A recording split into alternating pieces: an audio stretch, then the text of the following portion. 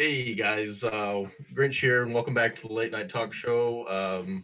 Here with co-host Epic Colt, Hey, Panic, Yo, and Zero or Bacon.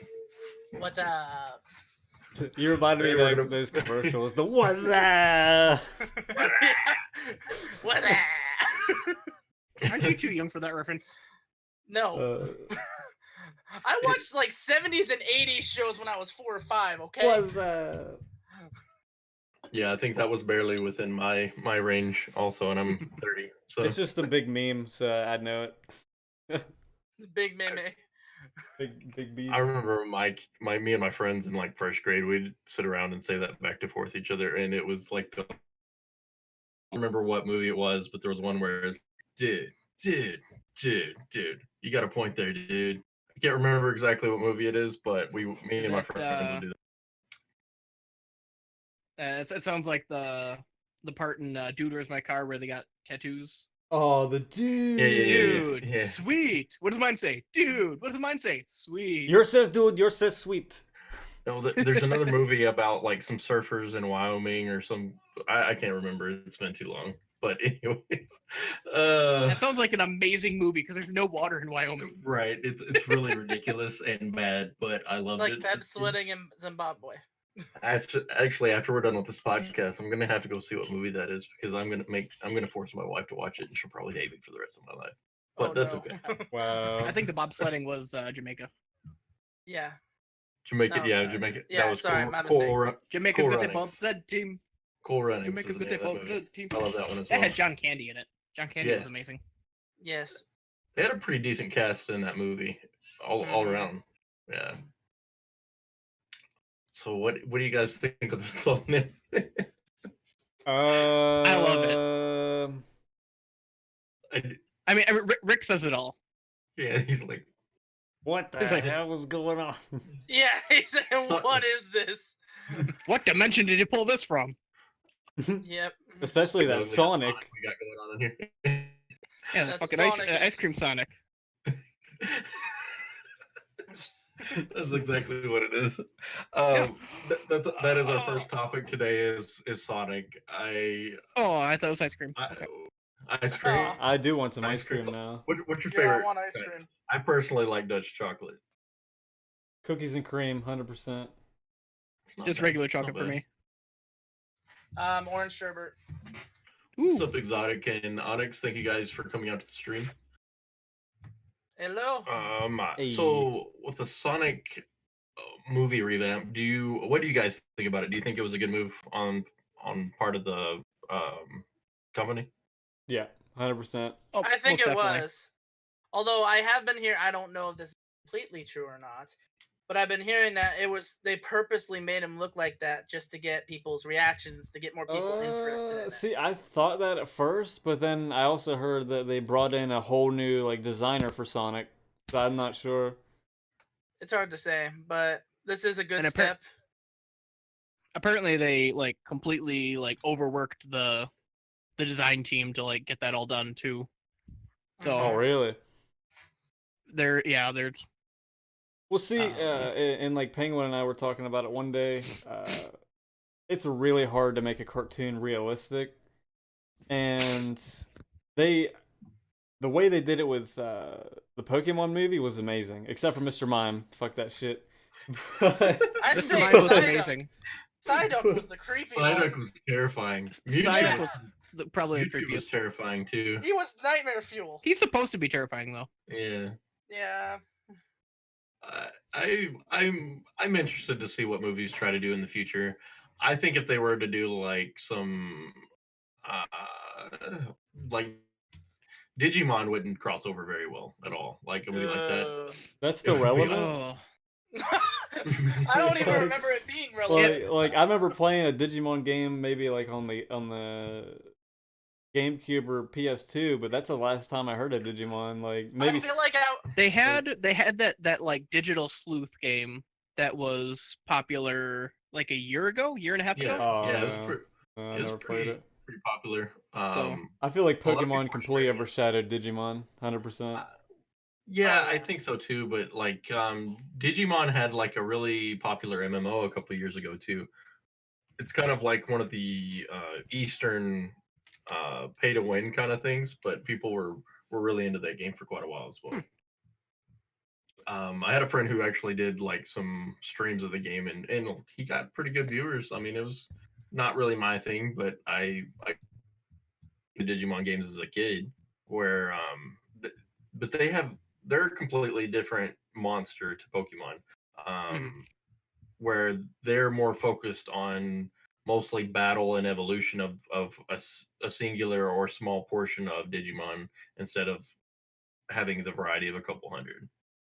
Didn't they talk too?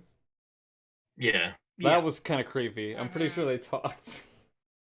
Yeah. I mean, yeah. it is a digital world though, so Yeah, yeah. like they're basically in I think I watched the movie on in a one. computer. I think I watched the Digimon movie once or twice. But The I'll actually say the original Digimon movie I thought was better than the first Pokemon movie, but maybe that's just my opinion.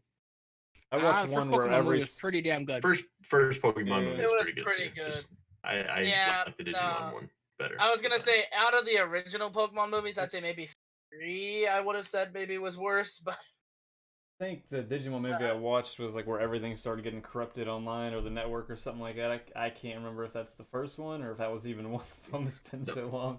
I believe that was the first set of characters, but like this, mm, it's a long time ago.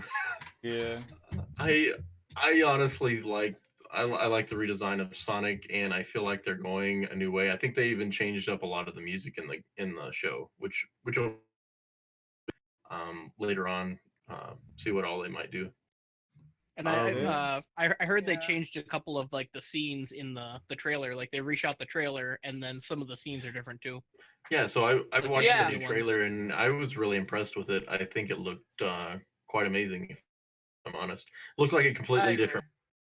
They added in some like classic Sonic cartoon humor, One and thing I didn't like is it was like they were trying too hard to make Sonic relevant and hip with the kids Yeah. because he was saying something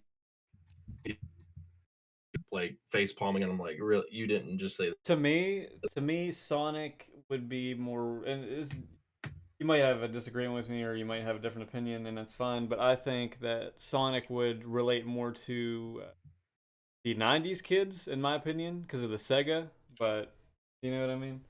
Um, that's what I think.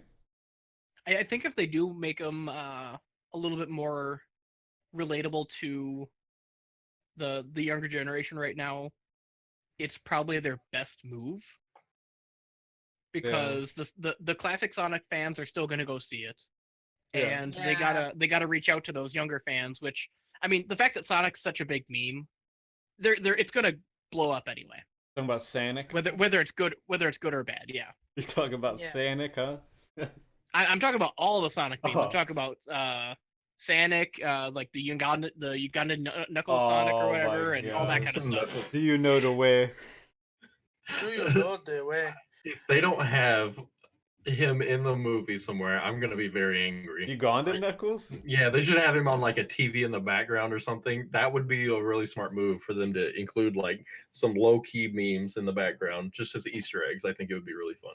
How do you guys feel Someone about said Jim someone Carrey said being they should put in do what? I have mixed feelings about Jim Carrey. I always pictured Dr. Eggman being like in the cartoons he was like fat, and Jim Carrey is not fat. So I mean, Well, I mean, this is kind of more of a prequel in a sense, because like he's not even wearing like his hair's not even the same yet. It's kind of like he doesn't even know Sonic yet. I feel like it's more of a prequel, so I think it's fine. I mean, that he's so this different is when looking. Dr. Eggman went to the gym and worked out. Okay, I got you. I mean, this Yeah. could also be just a movie universe version of Eggman, because True. Okay. like Although, and that's the thing. Like, are people gonna complain that he's not like Robotnik, or are they going to be like, hey, Jim Carrey is giving a cool performance and giving this character his own twist? I do like Jim Yeah. Carrey. Like, I'm just a huge Jim Carrey fan, so I'm gonna go no matter what. Yeah. I was gonna see it anyways, but I'm gonna watch it, but I think Jim Carrey's performance. I think it will be good, but I don't think it will be what fans want, and I'll just kind of leave it at Definitely. that. Okay. Yeah. Because people are still going to be Although- expecting an Eggman, and it's not going to be what they want. Yeah. Well, I mean, and like Bacon was saying, it is the Sonic that we saw in the games won't be what you would expect from video games either. Mhm. I mean, and I think everybody watching it just needs to kind of watch it with a grain of salt. I mean, there's going to be things that even the newest fans or oldest fans, somebody's going to find something wrong with something. I mean, and that's just human nature. Yeah. I'm interested to see what kind of reception it gets, because if it does well, you'll probably see more and more movies of games. And I would personally like to, like, so I'll use the Assassin's Creed movie for instance. Oh, I didn't no. think it was a great representation of the game, but I still found it highly entertaining. Mhm. Same thing with like Yeah. Prince of Persia. I found the movie interesting. Didn't really think it fell in line with the actual game, but I still Yeah. found it entertaining. Well, I I've never mean, seen there's. Prince of Persia. I think there's only 2 video game sort of movies coming out in the next year besides Sonic. What's that? Well, one of them is a series going to be on Netflix, I believe, The Witcher. Okay, Okay. I've heard about it. Yeah. And They then say it's going to be like the hype is it's going to be just as big as Game of Really? yeah, I'm hearing that too. Yeah. yeah Well, I mean, The Witcher is based off a book, right? yeah Yeah. Or a book series or whatever. So yeah. same thing, yeah. And The Witcher has a huge like following. Like it's not like the most prominent on like social media, but it has some diehard RPG fans, and I'm interested to see what the movie can kind of do about it.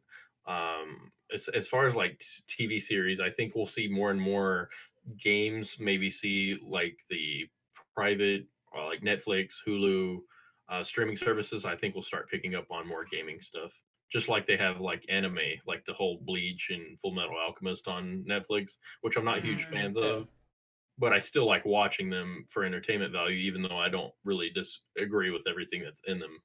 Speaking of streaming services, throw this in there because it was on. I think it was on the news, or I saw it. I saw it somewhere that I immediately or I might even later that day I messaged you, Grinch, to let you know. But Disney Plus is already getting hacked. So I mean, Oh, yeah. it's Yeah, I read about that. And I actually told you this too. I actually put all my information through PayPal, so I won't be affected by that. I don't Yeah. believe. Mhm. So, but I feel for the people that do it. It really sucks. I actually got a settlement check a couple years ago because my information had gotten lost due to AT&T being hacked. what? Mm. I didn't even know anything about it. Just one day I ended up getting a check in the mail. I'm just like, okay, They were like, here's some money. yeah, Don't say anything. don't sue us.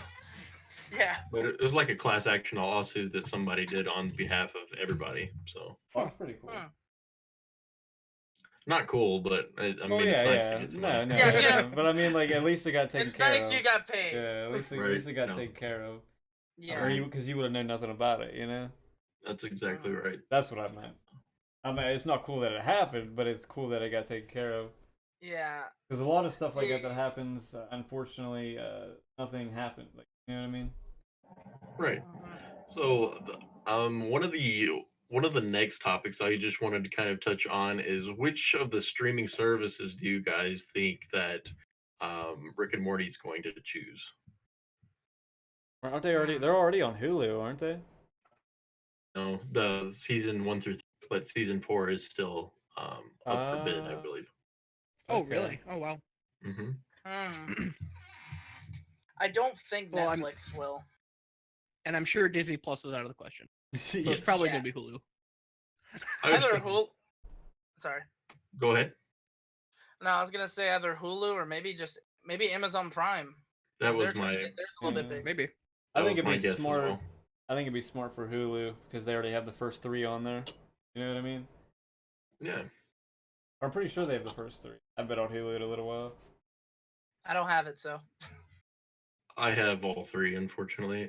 So before we talk too much about Rick and Morty, I also want to add that I had so many issues with Disney Plus the first week it was out. I primarily use my PlayStation as a streaming device.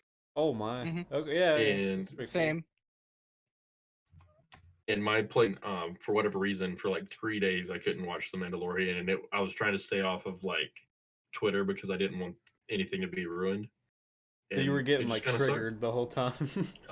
But for whatever reason, they were having issues with the PlayStation server. I could have watched it on my phone, but even the phone servers went down for I think like a day. But I Dang. just think that they really I don't know if they like over their estimate of having as many sales as they did, and their servers just couldn't handle the amount of people on them. I'm not sure, but I Well, think they as they made a statement. They made a statement, and they tried to turn it to a positive with all the systems being down, and they're like, "Oh man, we didn't expect how popular this would be." So instead of being like, "Yeah, our servers are down," there's too many people. They're like, "Oh yeah, you know, We didn't expect it's it. it's it's a good thing. Yeah, Yeah. it's better than we had planned." And then in my head, I'm just like, I need to watch my Kim Possible, like, even though I haven't even subscribed to it yet. So I mean, I think it's pretty good. Pretty good. I actually expecting them because they promised a lot of original shows, and I actually expected for them to launch with more than just one. So I was like slightly disappointed with that, but at the same But time, apparently, the one is amazing. So yeah. So I was gonna say, on the other hand, I really enjoy that the one they have available. I actually see if the new episode was up, but it doesn't come up till Saturday. So, Mm. what but Mandalorian? the first two episodes are out now, and they're really really good, and I do highly suggest watching that if you're any sort of nerd or Star Wars fan. No, I'm just a weeaboo. The only thing I'm subscribed to is the anime stuff. I mean, Funimation. Yeah. same. Yeah. Funimation, Crunchyroll. Crunchyroll. The only thing I've been watching is My Hero Academia and for streaming My Hero Academia and Dragon Ball Super. I was watching Black Clover, and it's not too bad. Big.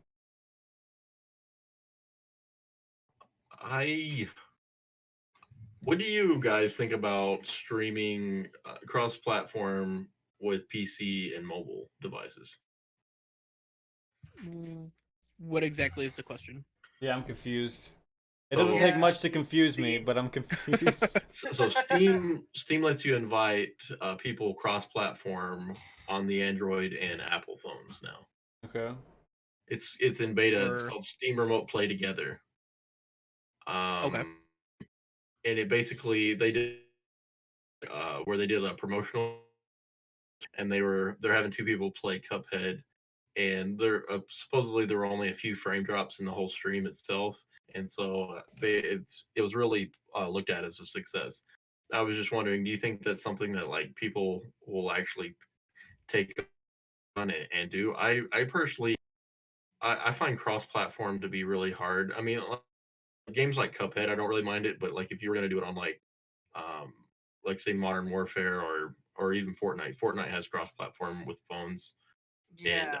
um I just I don't see the benefit in that. I really don't. Especially competitive wise. Well, how many people are out there being like, "Oh my god, I'm so upset at my cousin who's on his phone." The only See, time I'm like that, like especially if like uh like like like my brother, he doesn't have a PC, so like we play sometimes like randomly we'll play like Fortnite together. That's cool, but like I think it'd be cool to have it like for like story games and stuff like that would be awesome, like with a campaign or Yeah. something like that. It'd be cool to be cross-platform. But I can see the aspect of competitive being bad because there's too many advantages on each side. where I Mhm. think there could be some benefits to it is if you had like say a streamer, but then you made it to where like everybody watching the stream could then have that a portion of that game on their phone to help affect the stream, like that were really interesting. Yeah. I would So actually kind like of to see. like Interesting. Jackbox. Yeah, similar like Jackbox. I think there's some games Oh like yeah. the Killing Floor, um, that has some kind of aspect where the watchers can actually affect like what guns you get in the maze and things Mhm. like that. Huh. I think things like that are really I'm interested to see. So I'm actually reading here, and it says that this feature is actually available on Steam now, and they're having a sale on multiplayer games until Monday, November 25th to celebrate.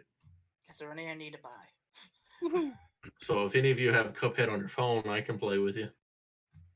I think I have Cuphead on my PC. I have Yeah. I have it on PC, Switch, Xbox. Cuphead is like a controller or keyboard breaking game, though. I mean, It's like the Dark Souls of platformers. yeah. Yes.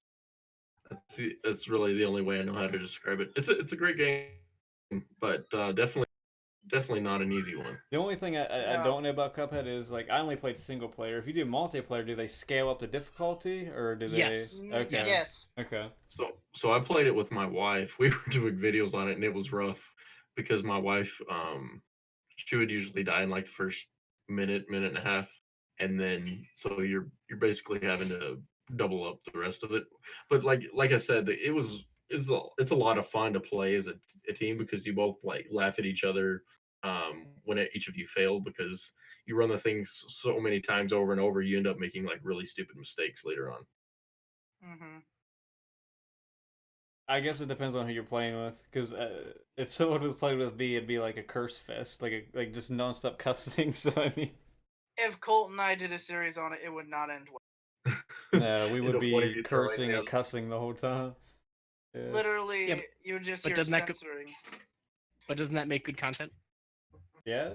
Yeah. Yeah. It's- People yelling and failing at video games and then cursing. I can tell you if Bacon and I played Cuphead together, I give it within the first maybe 10 to 15 seconds, it wouldn't be kid friendly. That's all I'm gonna say. I'd say 5 seconds. Well, according to COPPA, I mean, I'm not sure we want to be kid friendly anymore. And so there is a lot of discussion going around on things like this because on one hand, people are saying if you mark your content as child friendly and you try to have child friendly content, you're actually protected. And then other people that are saying if you do adult oriented content and then you mark as not suitable for kids, that's when you're protected.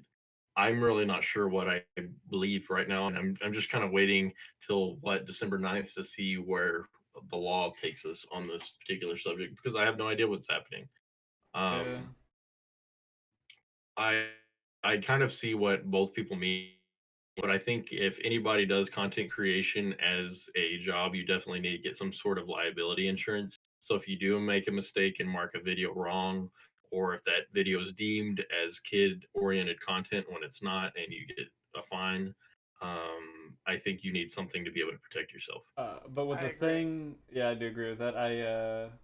I do. One thing I wanted to ask you about that is if you would do the thing that you showed us the other day, um, like send us a screenshot or something about making your whole channel, like for mature content, like not kid friendly.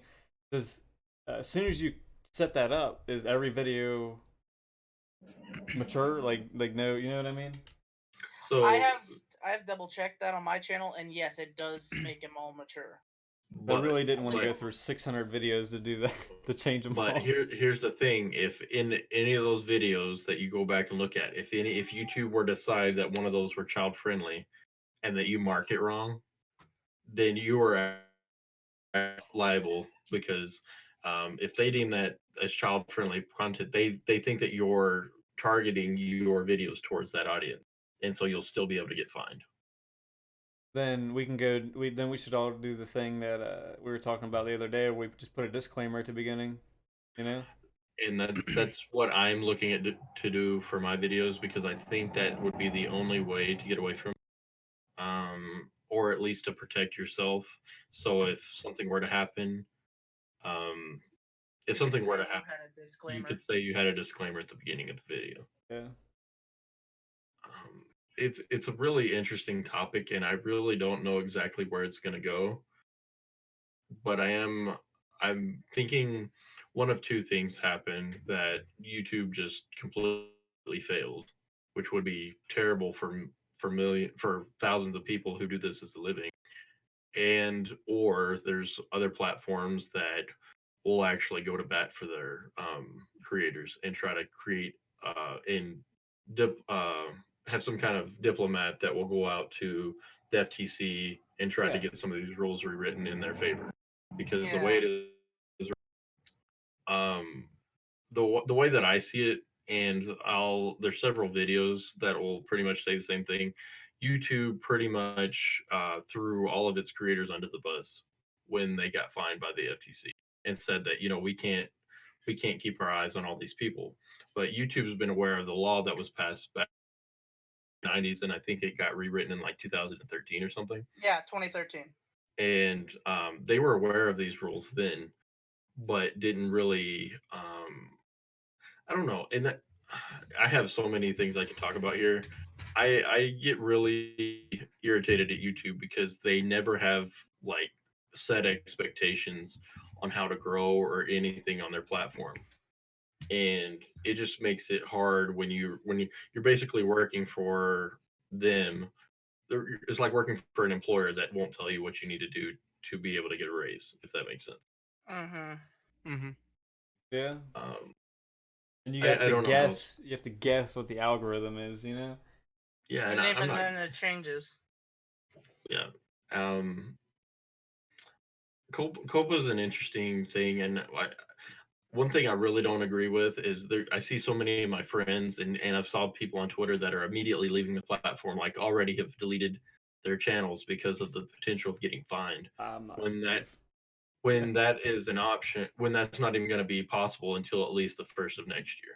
I would at least wait it out until early December, see what's going to happen, and then decide what you want to do at that point. If If I, if worst I comes, personally have any videos yeah. I was gonna say worst comes to worst, just if it is gonna happen, I guess we could just take our videos to another place. But um, like you were talking about, I think you talked about it earlier or something, or another time. This is gonna affect everywhere, not just YouTube.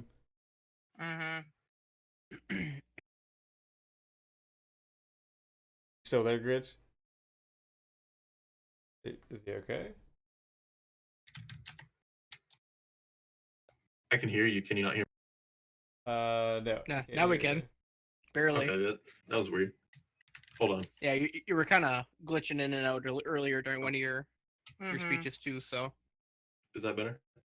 Yeah. a little bit. Yep. Okay. So it is going to affect multiple platforms, and YouTube's just the biggest one, and so that's the one they're hammering first. You think Twitch is next? I think Twitch will be next, and I'm not really. This is another thing I don't understand about YouTube though. YouTube, you have to be like 13 years old to even make a Google account, right? Yeah. I think Yes. so. Sure. So the Unless whole you are on YouTube Kids. Sorry. well, am I mistaken, or are they actually taking YouTube Kids? Like they're deleting that app completely, They are right? deleting it. They are deleting it. Are they really? Yeah. They were talking about it. I do not understand. There's so much wrong with the way that COPPA is going to change YouTube. Another thing is like, so say you have kid-based content, no one's going to be able to, and I understand why they're doing this, but it also really screws over the people who make kid content. Um, Yeah. they're disabling where you can't put them any videos in playlists. You can't comment on any of the videos that are Yep. kid. Doesn't your You revenue go can't. way down? Your Yeah, revenue so goes It down drops by like 90%. 60%, 90%. 90%. 90%. Oh, I thought it was 60%. Okay, damn. And also, you won't be able to add those to like a watch later. So like as a parent, you Mm. wouldn't even be able to make a list of shows that were okay for your kid to watch. Another thing that's gonna like completely screw over is everybody on the platform is purposely going to make like adult oriented content on YouTube. So you're going to see everybody being like more vulgar, a lot of this other stuff, and kids are still going to find ways to watch this stuff. So you're basically encouraging a worse content on your platform when kids are still going to watch it. That's what I don't really agree with. Right. Yeah. The like YouTube and content creators are being punished essentially because parents can't watch their kids and make sure they're not watching this crap that they're not supposed to be. That's like someone put a comment on. Like I haven't been on Twitter for a few days, but pretty much for a few days. But someone put a comment on there about it's not our fault. A bunch of or something like this is all happening because a bunch of like I don't. I'm not knocking this. I mean, it's fine that parents want to be protective and stuff like that. I have no problem with that. But someone put a comment on there saying this is all because of overprotective moms. We're gonna get fined because of overprotective moms or something like that. Well, you know what happened, right? So a lot of these parent organizations got together and they went to COPPA together and basically told them all and they were getting a lot of or I'm sorry, the FTC was getting a lot of bad press, and that's why they pushed all this pressure on YouTube at that point. Wow. That's kind of what started all of this, and it's kind of a mess. You've got everybody that's on YouTube just kind of freaking out because I mean, this is thousands of people's wages. People have worked so hard for so long and dreamed of now that's being jeopardized. It's a full-time job, 100%. I'm not certain what's going to happen. I think that, and this is something that sounds absolutely crazy, but I was listening to some people talk earlier, and there's several content creators that are looking at moving to different countries because of the laws here in the United States now to be content creators. It's absolutely insane. It should have never gotten that far. No, it really shouldn't. I feel like that there needs to be another platform that will contest, and it's hard because Google's a huge company. Yeah. But there has to be someone out there, or something needs to be done to build a platform that will go to bat for its creators and not just abuse them like YouTube does. Because essentially all YouTube does is as a middleman to get us advertisement. That's pretty much all YouTube is.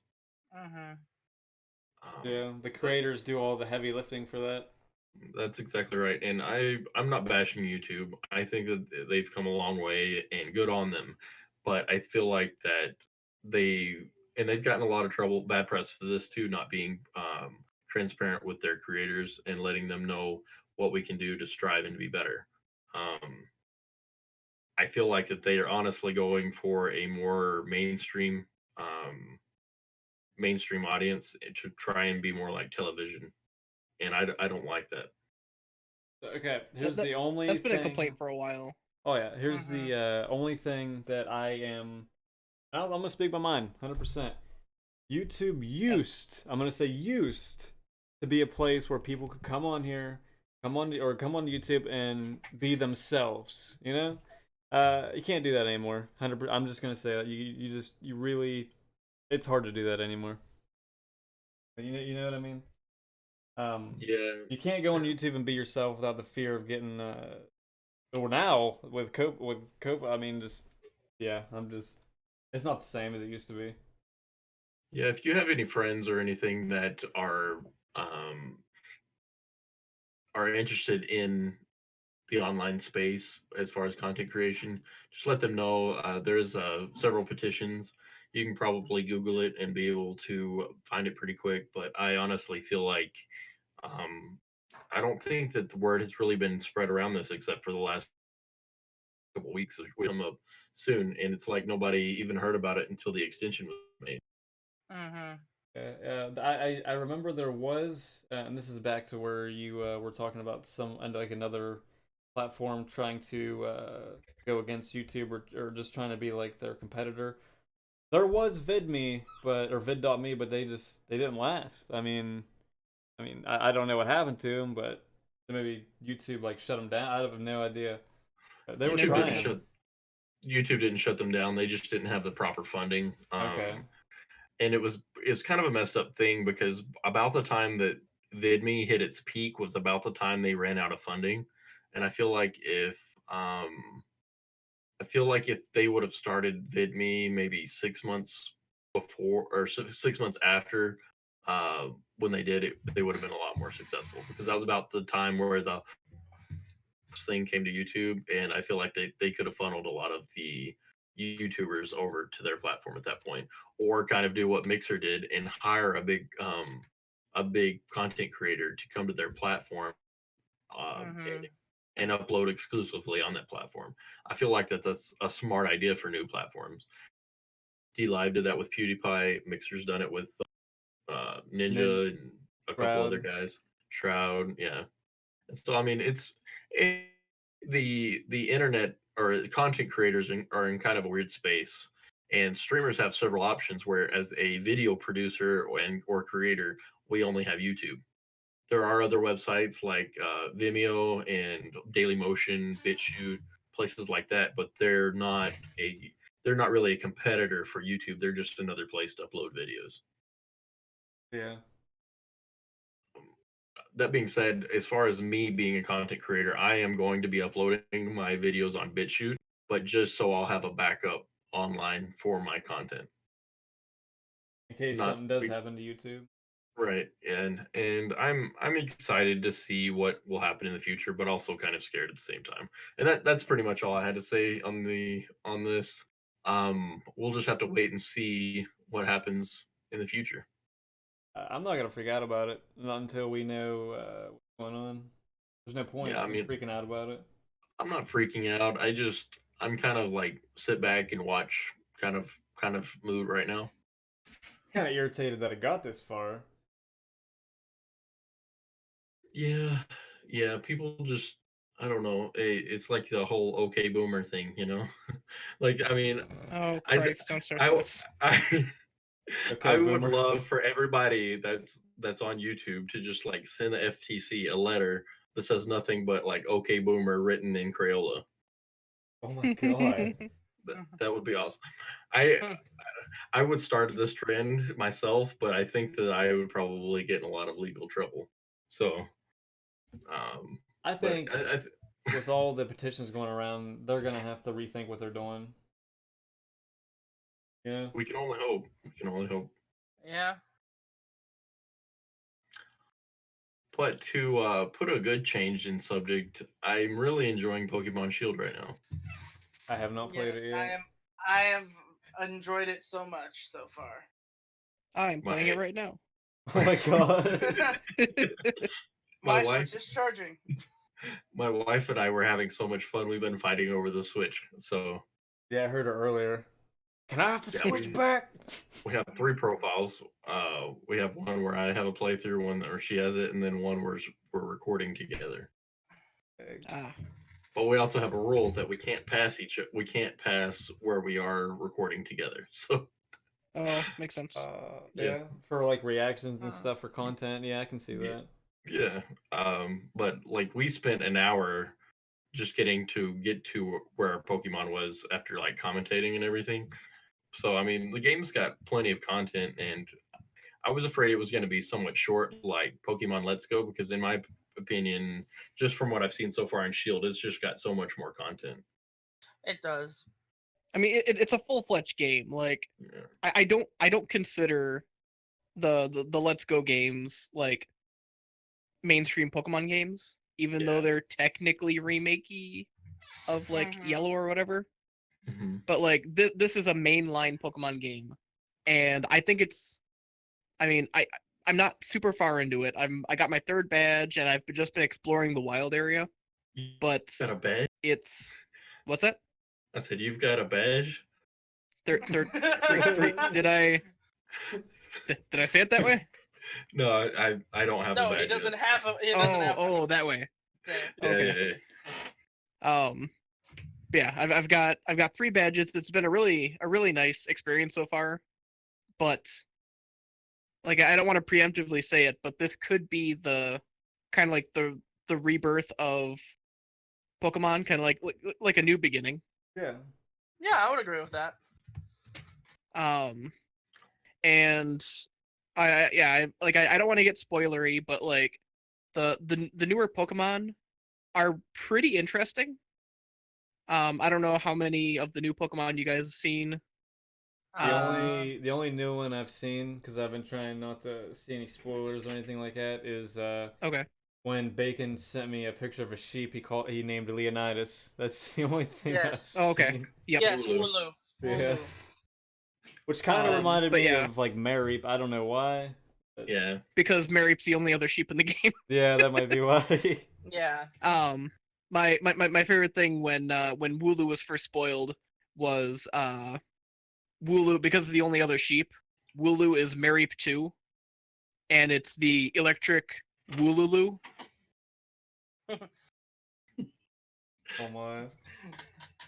I'm waiting for a sigh or something. Either laughter or sighs of pain. I was already laughing. But I didn't know if I should but yeah, laugh or cry. the new Pokemon designs are actually pretty amazing, and they've done a lot with the existing Pokemon. Mm-hmm. Like this is different from like the Mega Evolutions or whatever else. This is kind of like a throwback to Gen 4. If you remember Gen 4, well, you guys said you kind of stopped around Gen 3, didn't you? Yeah. I've played all of them, so I know what you're talking.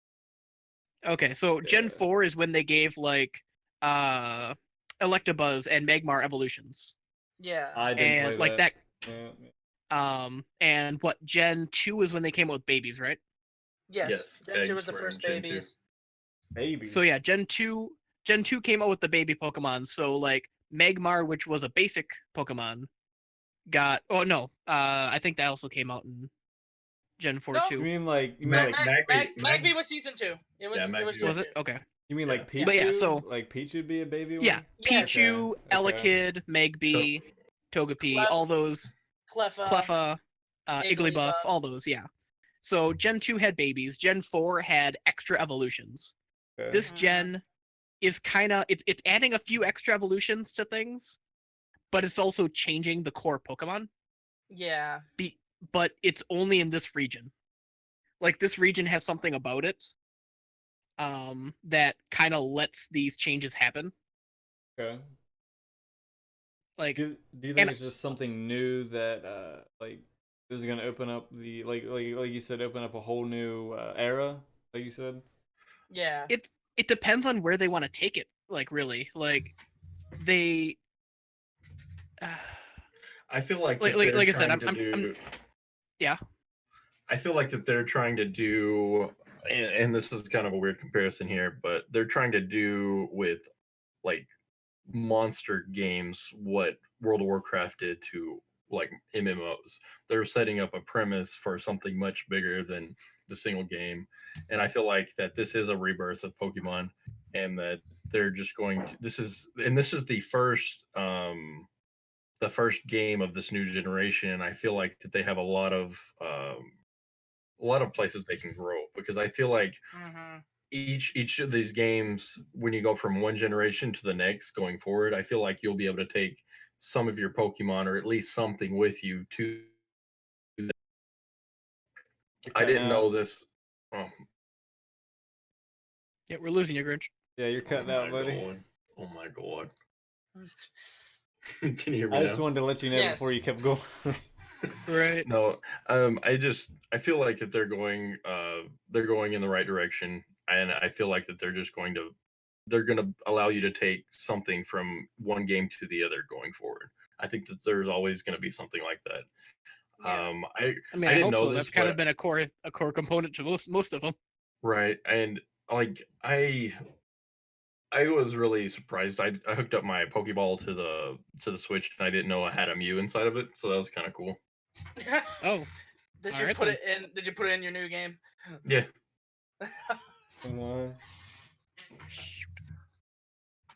Yeah. Panic's just like, wait, do I have the Pokeball still around? no, I don't have the money for extra peripherals. I did think okay. it was a cool addition because I like throwing the Pokeball, but Well, you can't use that. So the Pokeball doesn't actually work in the new game, What? but there is features on the Pokeball, like you can put a Pokemon in the Pokeball when you're like walking around, and depending on how much you like walk around and stuff, you get special rewards. So it's your new Pokewalker, if you Yeah, remember from basically. Gen 2. Basically, Or Yes. so it's an from incentive the to get remake of Gen 2. exercise. Okay. yeah, it's an incentive to like get in the game every day. Okay. It's kind of like a daily quest. You could think of They- it as. They actually have a couple of those too. There's they give you daily reasons to at least check in. Like my wife said that because she worked a lot yesterday, and she said she wouldn't be able to play, but she would probably log in the morning and do some of the daily stuff while she had time. And like even if you're doing that, like you're still playing the game, you're enjoying it, and even if the story isn't very long, like I've just been dicking around in the wild. I've just been collecting Pokemon, and yeah, I got 3 of 8 badges, but like I'm just having fun. I'm not even worried about the story right now, but I am very curious about the story. I ran into like a there's- level 42 Onyx earlier, and my wife was freaking out. She's like, "Holy shit!" Oh my gosh. That's another thing. That's why the wild area is so amazing. Like you can run into anything. So I've actually completed the story and the story after. Oh well. Okay. Yeah, I've already put in a solid 28 hours into the game. Try hard. Look But at this guy. honestly, right the thing here. I keep going back to is the wild, because it changes so often. There's the raid system, which is probably one of the best things they've added, and it does change every day, at least in some parts of it. Okay. I would love to discuss the raid system more, but I don't want to overdo it with Colton Grinch. Yeah, I haven't even played it yet. So I mean, Yeah. my question is, I mean, my question Yep. is, I know. Okay, so the thing that was kind of okay to me, like I liked the idea of it, like in Pokemon Let's Go, I like the idea that you could see the Pokemon and get around them. Okay. Yes. Because I remember back on like Pokemon like Red, Blue, and Yellow, if you were in a cave, like every other step was a Zubat, and that was so annoying. Unless you had a repel, unless you had a repel, and they ran out so fast. So in this one, is it the same aspect as like Pokemon Let's Go Pikachu or Pokemon Let's Go Eevee, where you can see them? The Pokemon are in the overworld. It's a mix. Okay. Although It's a mix, but the ones that you can't see, they still kind of let you know that they're there. Like a little exclamation point will pop up, and it's like, "Hey, watch out! There's a thing here." And So sometimes you're not quick enough to miss it. And... Okay. So you're not getting into a Pokemon battle like every 2 seconds. Okay. No. I'm just making sure. But I do want to point out, repels are useless now. I want to say that now, just in case if any of you try to. They've always been useless, in my opinion. They don't last long enough. No. Well, no, I mean they don't even work anymore. Oh, they don't work? They don't work anymore. I just wanted to tell you guys. It's not really a spoiler, but it's just to save you guys $Poké and. Whoever bought repels anyway. I usually just found them. Shiny I always just use the ones that I found. Yeah. I mean, if you shiny hunt, you need them. I mean, who the heck shiny hunts? Do I even have any repels? I am. I am. My goodness. Listen, Bacon told me at some point. Bacon told me the other day that he literally wanted to save his Master Ball. So he used Ultra Balls, Great Balls, and he caught the Legendary with a Pokeball. So... Yes. It took 55 I'm not minutes. saying it's impossible, but... It took 55 minutes, and the Legendary ran out of moves. Because you wanted to save his Master Ball for... You wanted to save your Master Ball for a Master Ball for a Shiny, didn't you? Yes, a good Shiny. Any particular one, or just whatever you ran into? And if I'm like, I'm not gonna save it for, but like whatever later tickles his fancy. Because Pokemon has said they're gonna be doing events in the game soon, and there's gonna be chances of shinies for those. I mean, if I can find a shiny there, okay. It would be a better idea. You guys just reminded me of a meme. What meme? Yeah. Oh no. Well, continue. I'll post it in the Discord. Okay. Bacon, do you know I'm assuming the chain catching doesn't affect your shiny chance? Chain catching, like it didn't go. It's a little bit different now. Instead of the original one where it was in the original you had to actually catch them in Let's Go. In this one, you don't have to catch them. You can catch or battle. Either one will work. But it has to be the same Pokemon. The one big change that they've said, and it's annoying because I'm doing it right now, is to increase the odds of getting a shiny or the other special form, which I'm not going to say, but you have to catch or battle a certain amount of the same Pokemon. And the highest percentage for both of those you can get to is if you catch or defeat 500 of that same Pokemon. Now that's in a row or just No, total? not in a row. Total. Okay.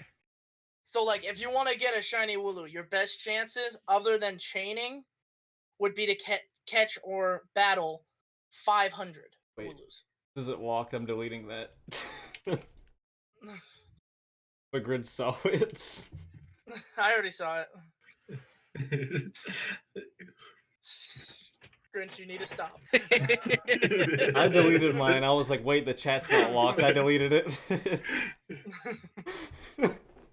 Put it in memes. Put it in memes. Did you see All my right, bacon? but I didn't realize my cat was in here. Go in.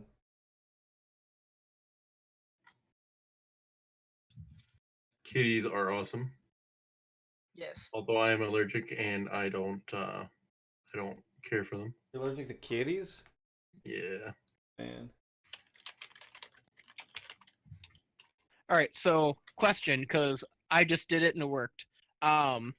Do you guys have any and I'm specifically talking to Bacon because he would probably know more. Do you guys have any rituals when trying to catch a Pokemon? Okay. Mine was sorry, baby. Like either holding down or pressing a button at a certain time, yes, or yes. like walk me through your process. Especially from the Game Boy Color and the Game Boy Advance, when I forget what button it was because I haven't played either in a while. But every time I threw a Pokeball, I would hit down and I would hold down and hit and hold another button down to try to catch Probably it. A. It might have been A. A. It might have been A or B. My wife said the same thing. I was always told, press B or hold B and press up, and then release when release when the Pokemon like when the ball like closed. Yeah. Like once the ball closed, you release, and that was supposed to work. And I just held B. Mine was you press A every time like the ball stops, and then you hold it, I've done that too. and then you hold it down on the third one. Oh, Like, yeah, because you're like sealing it. Yeah. Yeah.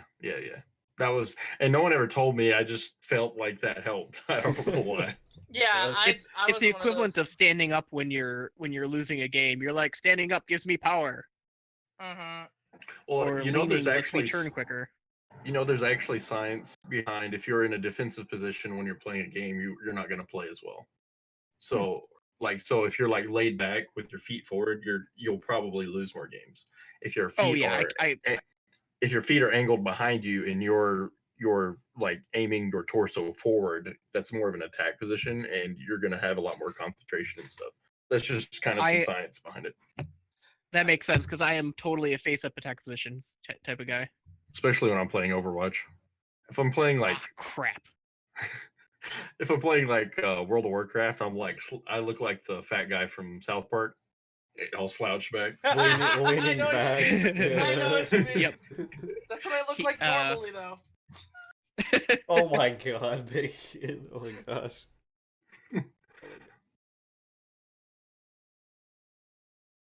What was that? Mm-hmm. So like a semi truck just drive past your window? Like what happened there? Yeah, that's pretty much what happened. I heard it earlier too. I didn't think this through.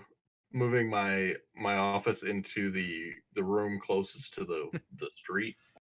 The only room with a window. Yeah, pretty much. I'm thinking about getting like some of the foam, like board acoustic foam. Oh, I actually have some of that actually in my room. You can buy it in bulk for really cheap sometimes. Like you can get like you can buy anything in bulk for super cheap. Yeah, that's true. Yeah.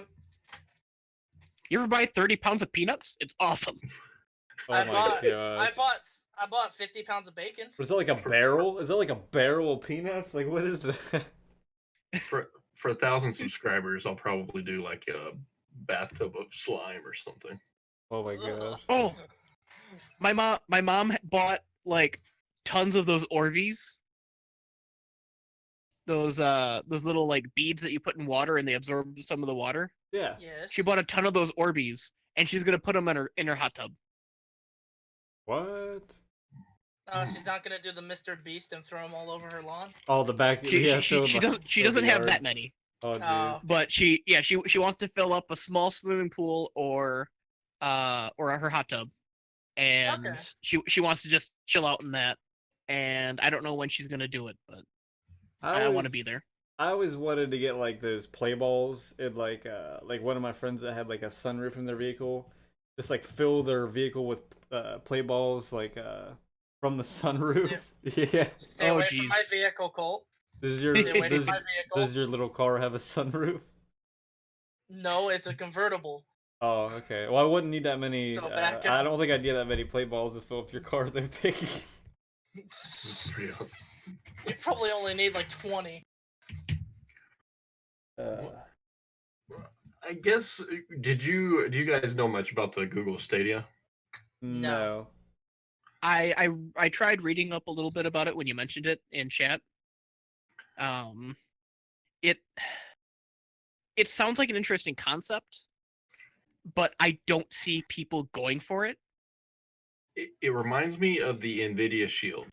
I don't know if any of you. That I had heard one. about that a long time ago. Yeah. So I had one, and I actually really enjoyed it. And they had like a pretty big catalog of games on there. And Nvidia, I believe, still has their own subscription service where you can stream games from them with a PC. You don't even need the console. So I feel like that they kind of have one up on Google on that. And the Stadia only has 22 games currently. I posted them in the Discord if you guys want to look. It doesn't look like a bad collection of games. One thing that I'm really interested in though is how Destiny 2 would run on that, because it's an online game where you're doing progression content as far as like raiding, similar to MMOs. So you're basically connecting to a server who is then connecting to another server. I don't think that would play very well. No. I've seen some articles on it talking about Red Dead on it, and some people are saying it looks really bad. Yeah, so I think that a lot of people. So this is the thing I have against the platform: $30 for the platform. There's another one. Yep. I think my headset vibrated right there.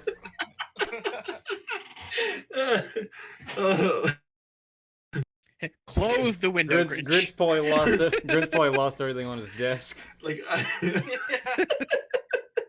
Live next to train tracks? close enough, I guess. Holy crap! Oh, what else? What was I talking? I don't even remember what we were talking You're about. talking about Google Stadia. I was talking. I don't know, It I cost stopped listening $130. after we stopped talking about Rick and Morty, so. No. Well, here comes another one. Uh-oh. There we go. So it costs $130 on top of a $10 a month subscription. I don't think that's smart with a library of only 22 games currently. How much was it? 129, he said, plus $10 subscription. No, I don't like that. Plus, So, I mean- I heard you have to like pay for the games too. I don't. Is that think right? So I don't think so. If you have to pay for the games, then it's even. I don't. The article that I read said, like I really hope what I read was for the Stadia, because they said you didn't have to pay, like you didn't have to buy a console, but you still had to like pay for the games that you were playing. I mean, that would make sense. Plus the subscription. This cost I don't of the know. actual 129. Well, and I know the one game came with it for sure. It's a console called Guilt, but I've heard it was pretty crap.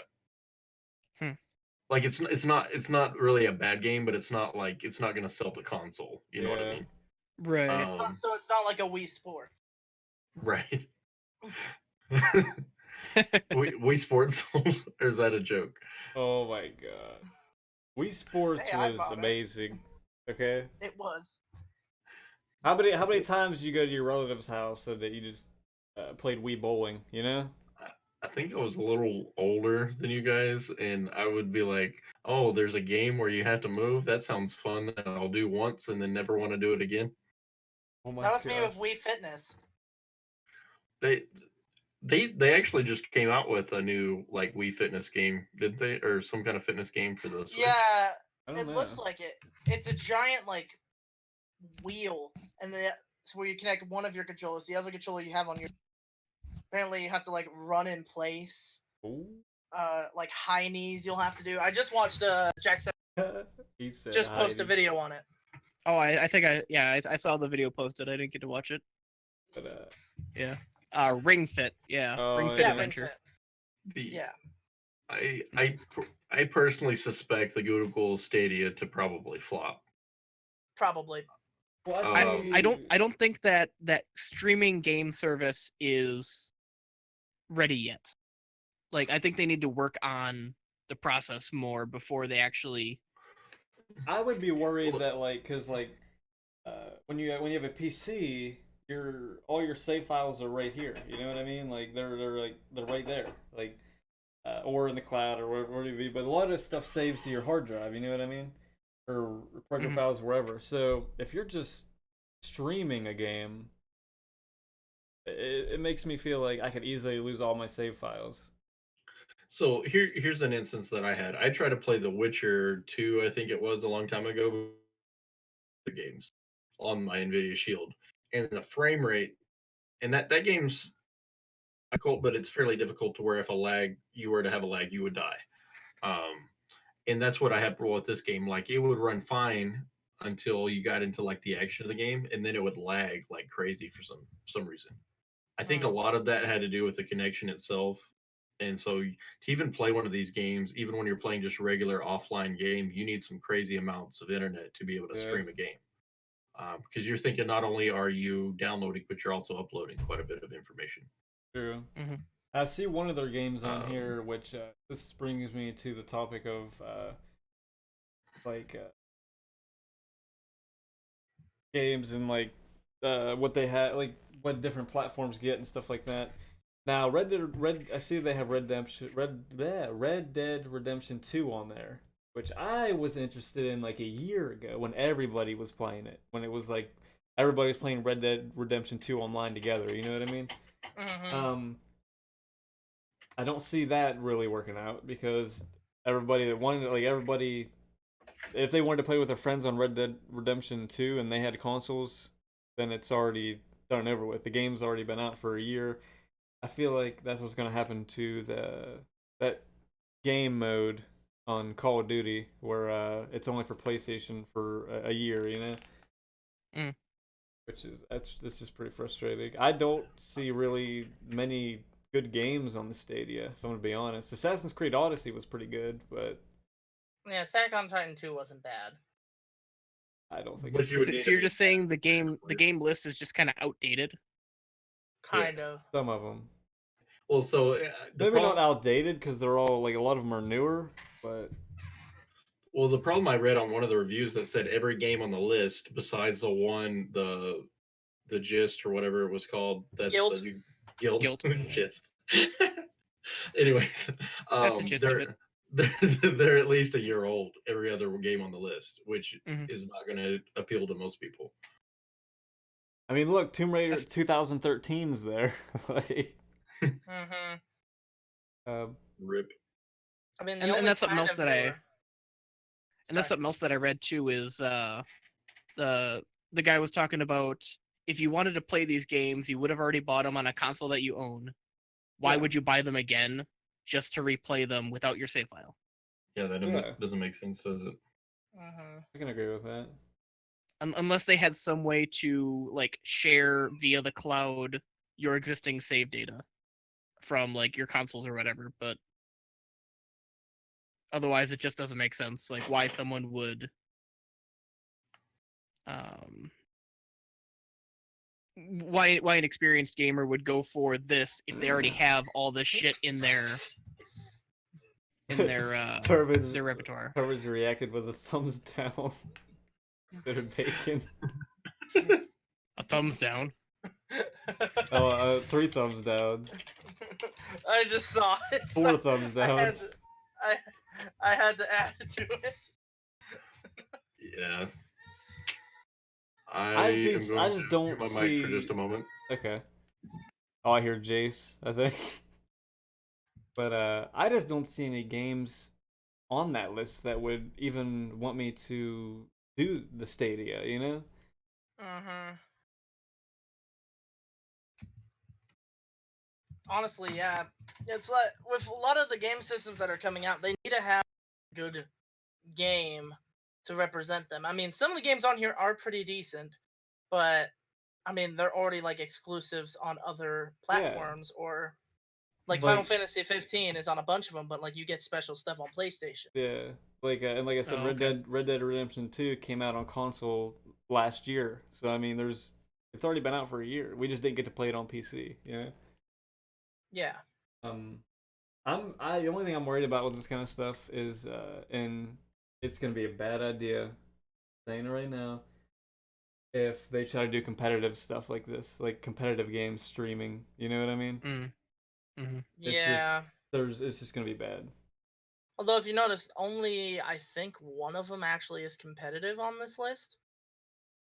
Destiny 2. Which one's that? Oh, I didn't even see Destiny 2. I was gonna say Mortal Kombat. Oh yeah, Mortal Kombat. Because there is a huge competitive. That's the biggest one I would see. Yeah. Yeah.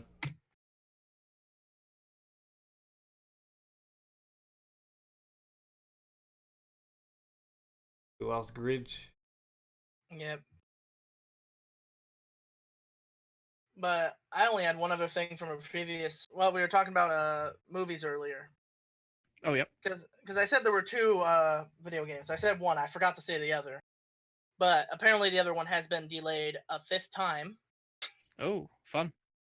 So they're saying it might possibly be out December of 2020, but maybe 2021. What is it? Do we know what it is? You still haven't said. Five Nights at Freddy's. Oh, I heard about that. Yeah. It's gonna be a movie. Yes. Scott has his, which I don't even know. Like, is that a thing that Scott has wanted to do, or is it something that they kind of talked him into? He's wanted to do it, and okay, because I know he has like 7 books out now. Yes. I don't think 7. Actually, no, you might be close. You might be close. He has 3 or 4 in one series, and then he's starting, or he at least has a few that are like on the way or something. Yeah. But I know he has at least 4 out right now. And there's the new game coming out next year.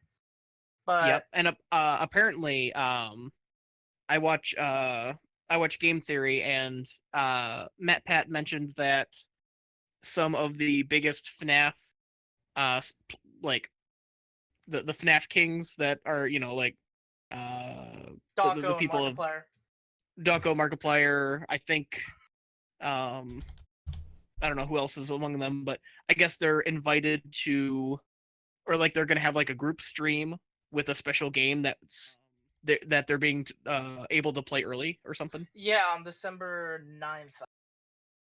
So, not sponsored or anything, but check that out. That sounds fun.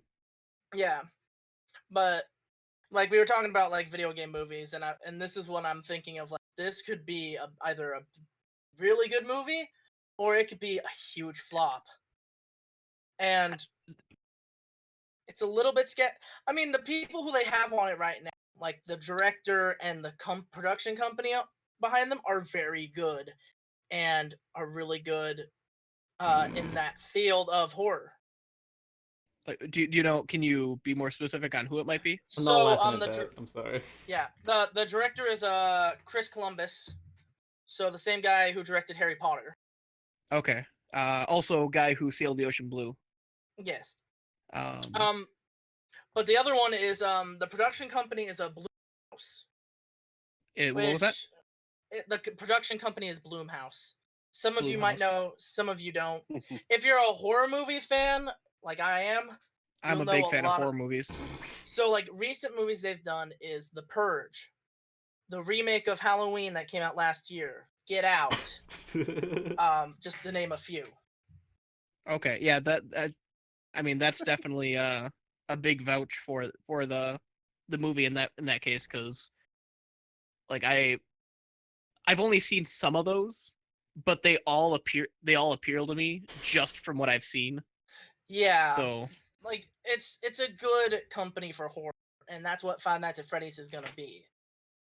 like and the thing too is like the movies that you mentioned, because this is a big separation between like horror movie and thriller and all that. Like the movies that you mentioned aren't like the modern, or aren't the bad kind of horror, is what I would like. They're not just like gore and jump scares and blah blah blah. Yeah. Like they're psychological. Yes. Like Get Out is, I wouldn't even have considered that horror, but I also haven't seen the whole movie. But it is a very yeah, good like movie. like very psychological. Like a lot of those are like, I would consider this FNAF movie, if it's anything like all the other ones, would just be a really good thriller movie with a video game background. Yeah. Now, and I'm just exciting myself now. Yeah. So I don't know. I think it could be good. It could be bad. Although the other thing they have not said yet is what's the rating for, which is going to be a very big thing. Because, I mean, Five Nights at Freddy's, big game. A lot of kids play it. I mean, even like young kids, like 7-year-olds play it. Like my cousin, who's literally like 6 years old, is playing Five Nights at Freddy's. But but what? Now, what is the actual rating on FNAF? T, I believe. T. Yeah. So, like, what would be like the middle ground rating for a movie, like PG-13, or like what's the step above PG-13? Is there like a? There really isn't a step above it. It's rated R. Does it jump from PG-13 to R? For movies, yes, and then it jumps to X. But those are different movies that we don't need to talk about on this. Right. So I could definitely see it being PG-13. I strongly doubt it would be rated R, because I don't think there would be that much. Like, yes, there might be like murderous themes and dark blah blah blah, but because I don't think, because FNAF isn't a very, like, in theory it's a gory game, but there's no gore. And that's how I think they would end up shooting the movie. They would have a lot of these like really gory undertones, like, oh god, these children are being massacred, and there's blood and guts inside these machines, but we're not going to show any of it. We're going to tell you about it. Maybe you'll see like a little droplet here, just to make it like freak out a little bit more. Right. Like it's I would strongly say it would be PG-13. Like I'm just imagining how this would be. And the other big thing is if they're going to be using heavy CGI or not. I would imagine it would have to be. I feel like some moments they could go without it, and some they couldn't. Maybe, I feel like it depends on how much work they put into like the animatronic. Yeah. Or whatever. Like, are they gonna have these move like animatronics or like robots, or are they going to, like, what if they put people in like super like legit costumes, and then they just kind of limp around like zombies and do whatever? Because that could also work. It's I'm super curious now. Goddamn. I didn't expect to talk about this today. Yeah. Oh. Cole, Grinch, you're a little bit quiet. Listen, Grinch has been doing nothing but sending memes in the Discord, so I muted myself because I haven't stopped laughing. So, like, you guys were having a full conversation, and I didn't want to be laughing the whole time. Oh, there he is. Oh. There's the meme guy right there. I've been talking, but my mic. Oh, was- Vegan was like, "You guys have been really quiet," and I was like, "Well, I muted myself because I couldn't stop laughing at Grinch's memes he's been posting." Here, I don't know if Penguin's still there, but here's another Valentine's card for you, buddy. Still here. Oh no. No, I'd be interested to see what a FNAF movie would be like. It would be pretty funny. We're looking at psychological thriller, not comedy. I mean, there could be some comedic aspects. There could be. It'd be interesting, but it's. I think it would be small. I think Purple Guy was always some comedy with him, just the way he looked. Kind of. Purple guy. Yeah, William Afton. Oh, when you say purple guy, I don't know why, but I immediately think of Grimace. I don't know. I don't know. I why. never actually Grimace played. is kidnapping children. Oh my god! What if that was the twist the whole time? The Freddy Fazbear's Pizzeria is actually McDonald's, and the purple guy is Grimace, and all the animatronics are Birdie, the Hamburglar, and oh my god, I've broken it! I've broken the code. Oh my gosh! You just ruined McDonald's for me. Really? Like, I made it better for myself. I remember like back when I was a kid, they always had like it was I don't know if it was at every McDonald's, but I remember seeing it a few times. There was always like this bench that had like Ronald McDonald sitting on it. You know what I mean? Oh like, no! Yeah. I've seen It was those. awesome. The KFC by me has the same thing with a Colonel sitting on a bench. Like what did they get rid of? Did it start scaring people? Like why did they get rid of it? What the The Ronald McDonald on the bench. I have no idea. I mean, they got rid of everything from that era of McDonald's. Like there's think nothing. I think it's because Ronald McDonald isn't their sponsor anymore. It's just the smile. Oh really? I think I so. mean, 'Cause if you look on For TV a while, last the 10 M was the years- character. Yeah. What? Yeah. Like look up McDonald's like logos and stuff, or not logos, but like commercials. the McDonald's advertisings, Oh, and you'll see Ronald McDonald and his gang, then just Ronald McDonald, and then And like a smile. the M was like on wheels and had eyes. Mhm. that's not creepy at all. I remember watching a McDonald's movie that was like horror themed when I was a kid. I don't know where you would actually find this anymore, but I would really like I would to watch enjoy it. watching this again because I would watch it. thinking back, it wasn't even that good then, but I loved it. And I know it would be horrible and it wouldn't hold up at all, but I think it would be hilarious to rewatch it. The only kind of movie, kind of in that aspect, I feel like that I've seen that's horror movie is the Banana Splits movie. The Banana Splits movie. What is that?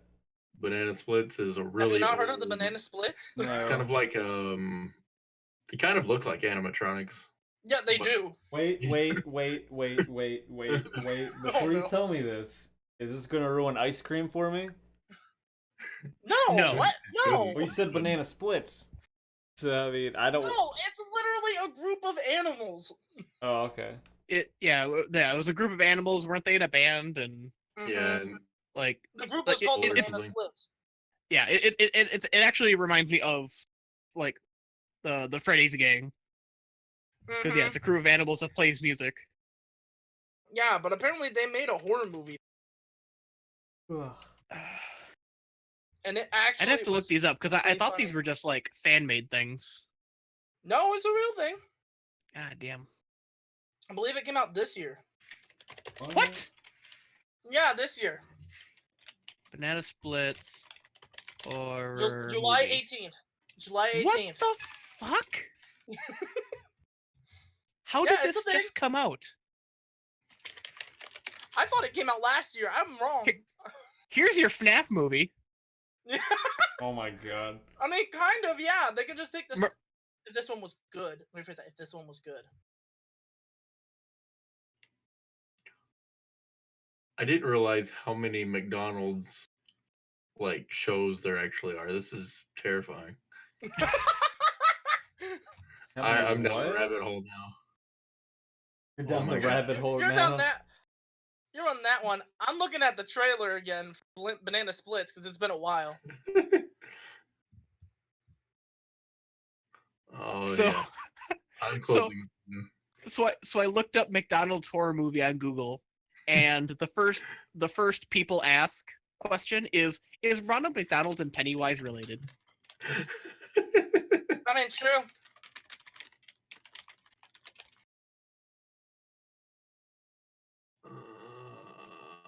I mean, it could be. I have no idea. Now the real question is, what would you rather watch? A McDonald's horror movie or a Burger King horror movie? Burger King. I think the Burger King horror movie would be so much more entertaining. With the Burger King guy smiling? Like, what? The Burger King is fucking, like, scary as shit. If they can make Santa Claus a serial killer, they can make the Burger Killer. Like, it would look like The Purge. Yeah. Kinda. Yeah. Except for it's just one guy. Like, think The Purge with, like, Halloween. It's like Michael Myers just kind of walking and then stabbing or whatever.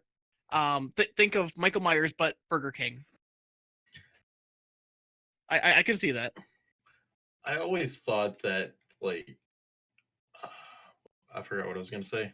Blonde moment, I guess. Jesus Christ. Isn't your hair brown? I was born blonde. I had platinum blonde hair when I was born. Oh, really? Believe it or not. Yeah. Yeah, that can happen. I was much more blonder too. Now I have almost like brown red. My hair was white when I was born. Like, you couldn't even, it didn't even look like I had hair. Speaking of hair, who's still going on with No Shave November? I am. I'm still going strong. So I trimmed up a little bit. I have a goatee now. You failed. Quitter! You failed. I did trim up my facial hair a little bit. I'm just gonna let my mustache grow out. I'll trim down my beard though. I had an important business meeting I had to trim up for. I had a meeting. Well, that's more important than No Shave November. So. Yeah. Yeah. If I'm gonna go somewhere in November, I'm gonna look like a fucking homeless man. Oh my gosh. I almost did. I made it to or a dignified man, depending on how it comes out. Okay, a dignified homeless man, whatever. Yes. He has the fanciest of I boxes. may be homeless, but I have standards. He has the fanciest of boxes. Did anyone watch the second It movie? Speaking of horror movies? Yes. Yes. Wait, what? I haven't, but I've seen far too many reviews on it, so I basically have seen it. The second It movie? No, I haven't seen it. Do you guys know?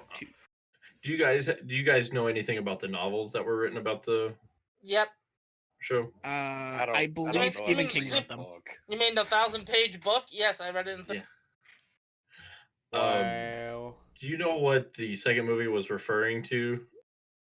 As far as they hated the writing, and that was pretty much like the entire premise of the It movie too. I think Stephen King was trying to get redemption for the writing of the ending of It because no one liked it, and I think that's what it was kind of getting at in the movie. Yeah, I think so. I think you're right. Oh, when no one liked the movie they were doing, like producing. Well, like no one liked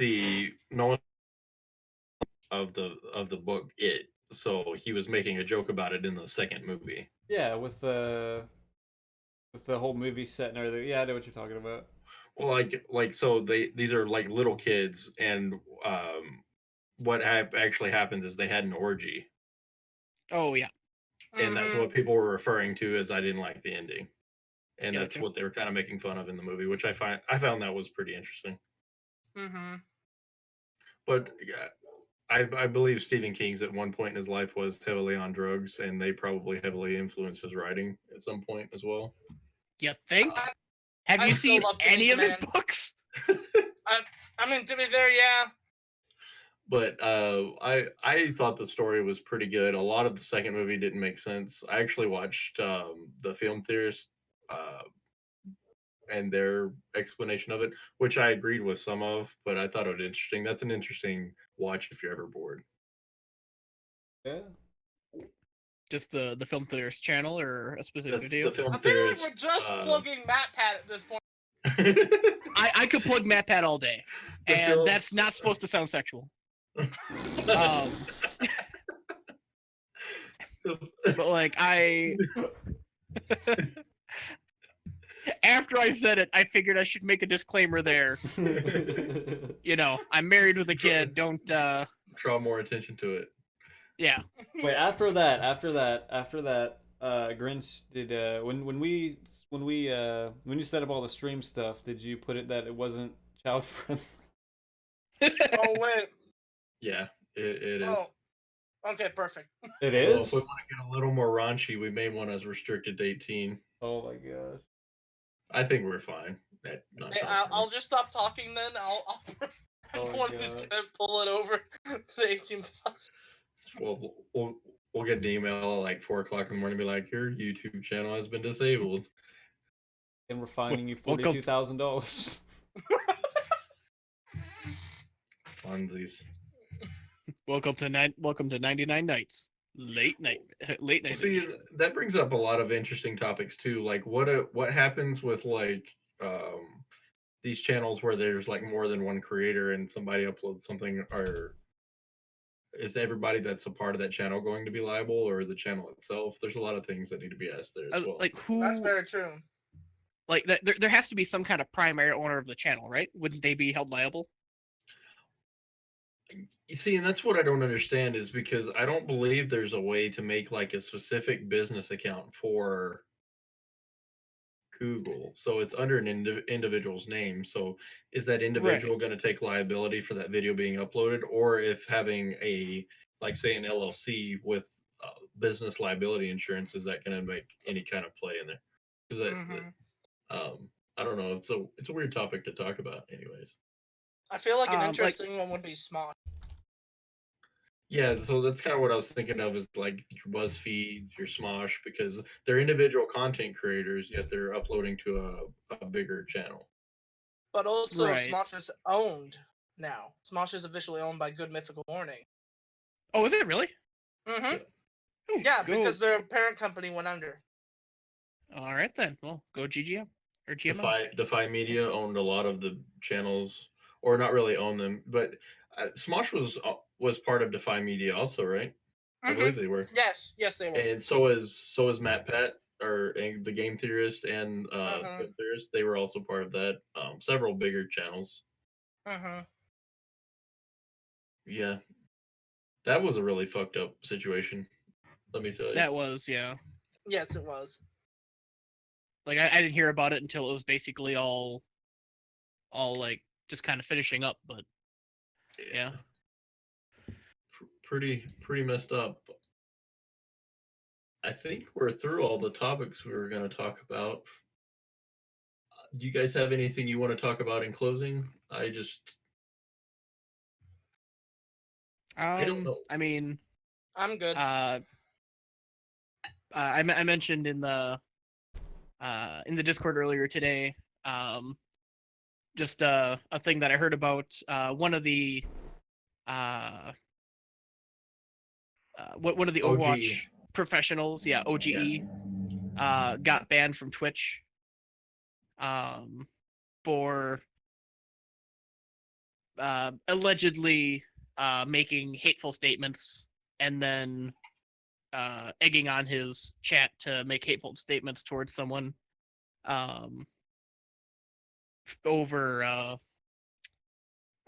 like Overwatch toxicity. This I don't know how to say their name, flocculency or whatever, I guess reported him, or allegedly reported him for throwing a game, and then he then posted their channel in his chat, and then whatever, but apparently they worked it out together, so they're not, like, there's no argument anymore. But Flocculency's fans have basically reported OG's channel, so that's where the Twitch ban came in. This is what this says. The suspension follows days of controversy between him and the streamer Flogancy. A few days ago, OGE linked Flunks, I can't pronounce that word, Twitch channel to his chat after being reported by her. According to his friend Mirror, following a bad Overwatch game they played together, his community then raided her channel to harass her, notably writing discriminatory comments about her being trans, her to enable the sub-only option for her chat. The drama continued on Twitter, and the respective chats she accused him of throwing the game when she reported his Overwatch account. And apparently she ended up switching her Twitter account to private because there was also tweets aimed at her as well. What? Well, her Twitter isn't private anymore because I managed to look at it earlier, and she has a couple tweets in there saying, we talked it out, we're all cool. I'm not the one who reported them, but my chat didn't feel the same way, so a lot of them reported them. Right. It does say it's unclear how long OGE will be banned from Twitch. Did he get kicked out of the Overwatch League as well? I have that was one of the things I was looking up because OGE was added to the Gladiators roster earlier, and I root for the Gladiators, so I was trying to make sure that we got to keep our player, but I haven't seen any notice at all. He's pretty good. He's a tank, isn't he? If I remember right. I believe so. I didn't. He was part of the fuel before, and I didn't quite look at the fuel because they weren't very good. But I'm interested to see what the. I like the fuel, but not for their players. I think Jane and their coaching staff is pretty smart guy. And, Jane is amazing. Like Fuel has just had kind of the most drama about it. Yeah. Like, because Fuel had XQC. I hate XQC. There was the whole XQC thing. OGE is a tank. Yep. A main tank. But XQC, he's one of the most toxic people ever. I don't know if you've ever seen him in any of his streams, but he's a Reinhardt player. He's a tank main, but he is so toxic with his teammates and just people he plays with in general. If you ever get a chance, just watch some of his streams and you'll understand what I mean. I've seen enough of it, yeah. Yeah. But yeah, there was the whole XQC thing, and then a couple little things here and there, and then Seagull left, not really in controversy, but just like Fuel just happened to be like a lot of bigger streamers, I guess, at the time, and now a lot of those streamers kind of left going back to streaming, and now the team is a little bit more like balanced with people focused on competitive play.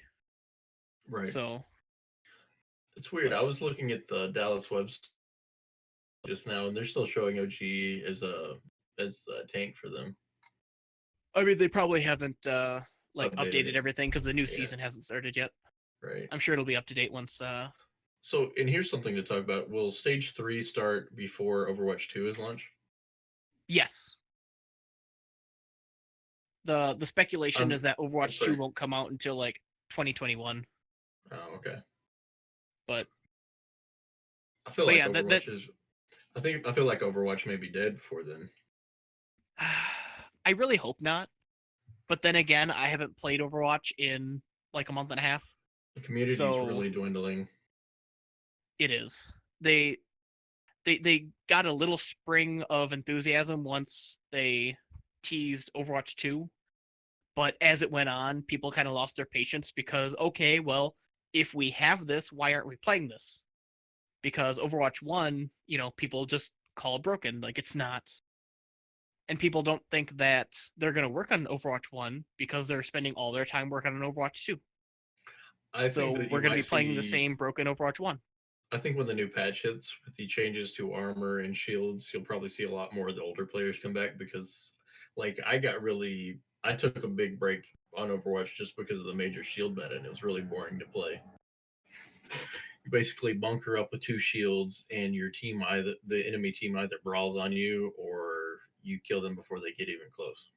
It's just kind of boring to play. Right. Like the little bit of time that I spent playing in the shield meta, like I play Reinhardt, but the fact that I can, charge in and ideally disrupt the shield comp is kind of how I ended up winning any games that I had. Was, you can't have your shield if your tanks are fucking pinning against the wall. The best tactic that I found is if you run a Ryan Zarya with a Doomfist, just because the So Doomfist just dive in and yeah, Doomfist gets value whether they have shields or not. So makes sense. yeah, but yeah, I'm interested to see where Overwatch goes, but I'm afraid that the community may dwindle a lot more before Overwatch 2 actually comes out. That'll definitely happen. Like people are hoping, which I'm still hoping, that it comes out sometime next year. But well, there was a rumor saying that it would come out before the first stage of next year. Like that, I would be ecstatic if that was the case. Like there was something that Jeff Kaplan said in one of the panels. He said that I don't remember the exact thing that they were talking about, but he said we can't talk, or there's not much we can say about it right now, but we'll talk to you about this next year. And people all assumed it would be next year at BlizzCon, that we would still be discussing what's going to be coming out. So people think that it won't be until the year after that it'll release. That could be true. I think that they may try to push it out a little sooner just because of the community. Oh, right. And apparently if they have like their entire workforce working on it, which essentially that's what they claim to have. But and Sojourn and Echo, I think, are the only 2 confirmed heroes so far that are going to be announced with Overwatch. Because the way it sounded like the next 2 heroes aren't going to be announced until Overwatch 2 comes. That's just kind of the way I took it. They said Sojourn will be released with Overwatch 2, but they said there would be another hero before it. And people are thinking that it's going to be Echo. They said, I read an interview that said that Echo was supposed to be coming out with Overwatch 2. And just one other thing I would like to talk about real quick too. I kind of have some theories on the way Echo might work. Okay. With a name like Echo, I'm thinking that she will have the ability to mimic a different character's abilities in the game, depending on whether it's a tank, healer, or DPS. She'll kind of be able to meld into like a third DPS or a third tank or a second healer or whatever. That's kind of my theory on how she'll work. So she'll be kind of just a flex character altogether. Pretty much. So now the issue is, like, we have a 2-2-2 role lock. Mm-hmm. What is she? I think is the thing. Would she be the one character available for all 3 roles? And that's interesting to think about. I am not sure. I do not think she will be a healer. Because people just assumed healer because she has a petite figure, and I think she'll be a DPS character. And let me tell you why. If you watch the cinematic, she flies into the trouble, not away from it. A healer wouldn't dive. A healer wouldn't dive into the front lines. Right, but the role is support, not specifically healer. Right. Like, yes, all the supports, have healing abilities, but people also are saying that she could be a support character because she could have massive disruption, because she's flying in, blasting, whatever her beam is or whatever her bullets are. So I think she has a higher probability of being a tank before a healer. A tank? Ooh. Mm-hmm. Interesting. I think I do have a. Go on. Well, they don't really have like a free flying tank character yet that can like soar through the air. Pharah can, and Mercy can kind of glide to Pharah. But so I think Echo would be interesting to see if she could actually like levitate and hold space in the air. It's interesting. I mean, the closest thing they have right now is Sigma floats about 6 inches off the ground, and Hammond can basically fly. Yeah. Yeah. I don't know. It's interesting with the changes to armor too. You're gonna have a power creep on characters like Doomfist as well, because when he punches, he gains what, like 100 armor, and so with the changes to armor, he'll be even more tanky. Doomfist gains shield, not armor. Okay. Or barrier. So whatever it is that like Zarya and Symmetra have, the blue bar. Yeah. So very um interesting. but yeah, armor I do love a good armor buff, and that does make it does make a lot more balance, especially with them nerfing shields a bit. And that's kind of a people always make the joke about why does Roadhog have 600 health but Reinhardt only has 500? Because like a whole 100 of Reinhardt's health is armor, which counts as basically double health. Mm-hmm. So, and now they're increasing that, so each point of armor reduces 5 damage. Isn't that right? With something like that. I'd have to look into that. Yeah. I think that's what they're turning it into. Something like that. Yeah. We'll see. I don't think that they're going to be adding any more teams for the next season, like they did the previous year. I think pretty much what you see is what you get for this year. Right. Yeah, I think they confirmed that like late last year too, or like during the season. That yeah, they were gonna not have any teams added, but primarily because they're working on building those stadiums in each home city. Yeah, each home city. That's what I was about to bring up too. Each home city is going to have their own stadium this year, I think. So yeah, they're doing home and away games. Yeah, it'll be interesting.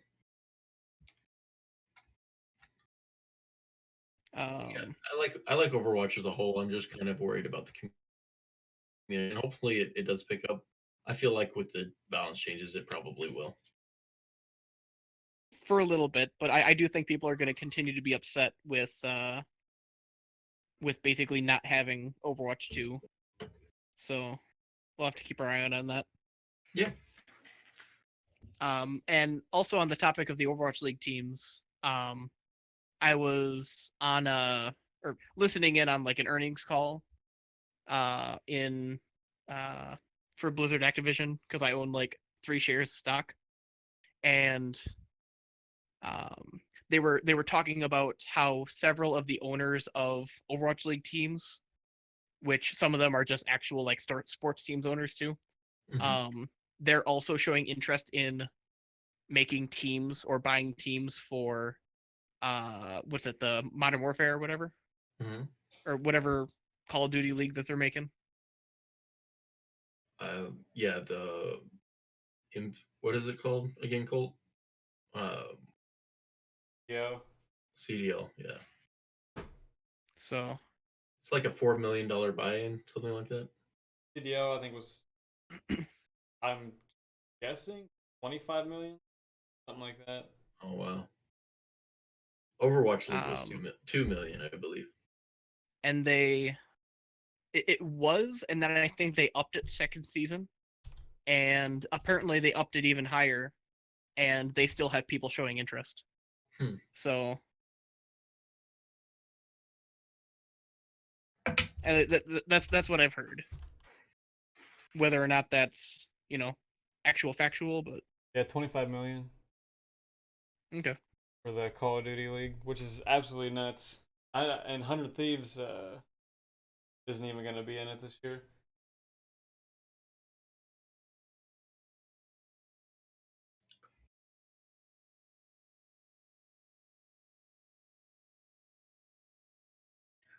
So who is your favorite player in the Overwatch League? Me? Yeah. I stand Surefour. Who? Surefour. Okay. Gladiators DPS. Yeah, my favorite player is Fraggy, but he hasn't seen Fraggy's any. good. Yeah, Yeah. he hasn't seen any time. I think it's so funny. He's like this giant Viking-looking guy, Oh yeah. like 6 foot something, next to these like scrawny guys. He looks like a fucking giant. What team is Fraggy on? He was on 'Cause the I- Philadelphia Fusion, but he got traded to the Charge. The Charge. He only Oh, okay. saw Yep. like maybe an hour's worth of play time between teams last year. Okay. Yeah, there's a lot of players that were kind of benched due to the meta, because that Well, was he was that was benched Goats. because Carpe is the carry for Fusion. He's really good Widow, Okay. and he couldn't communicate with Fraggy because Fraggy doesn't speak Korean. Oh, So he okay. got benched because of they brought in Sato um actually Sato was the original main tank for the team. But Fraggy got put in his place because Sato got in trouble for boosting Oh, okay. on the side. And so yeah, that was the whole thing. Yep. Yeah, it kind of sucks. I don't like that they bench certain people for that reason. I think that you should either have everybody in your team speak the same language or not. Um, I find that really hard to communicate if you don't all speak the same language. I mean, it's a choice that they have to make though, because there are teams. Because I think Fuel had a language barrier where they had a couple different languages, or Mm-hmm. no, it wasn't Fuel. Something else. One of the teams had like some Finnish players, some Korean players, and like an American or something, and they just had to work through language barriers, and they ended up working it out, but it's not like they can't fully converse outside of like their own Overwatch language. Right. But at least they all speak the same language when they shout monkey, monkey, monkey, monkey, monkey. Because that's all you really need. I feel a little salty about like the Sato Fraggy thing just because Sato is a really terrible tank. Oh, is he really? Yeah, he's pretty bad. He's like Okay. probably I'd say bottom 5 maybe in the league. I mean that I hate calling pro players bad because they're better than 90% of the other, people that play the game. So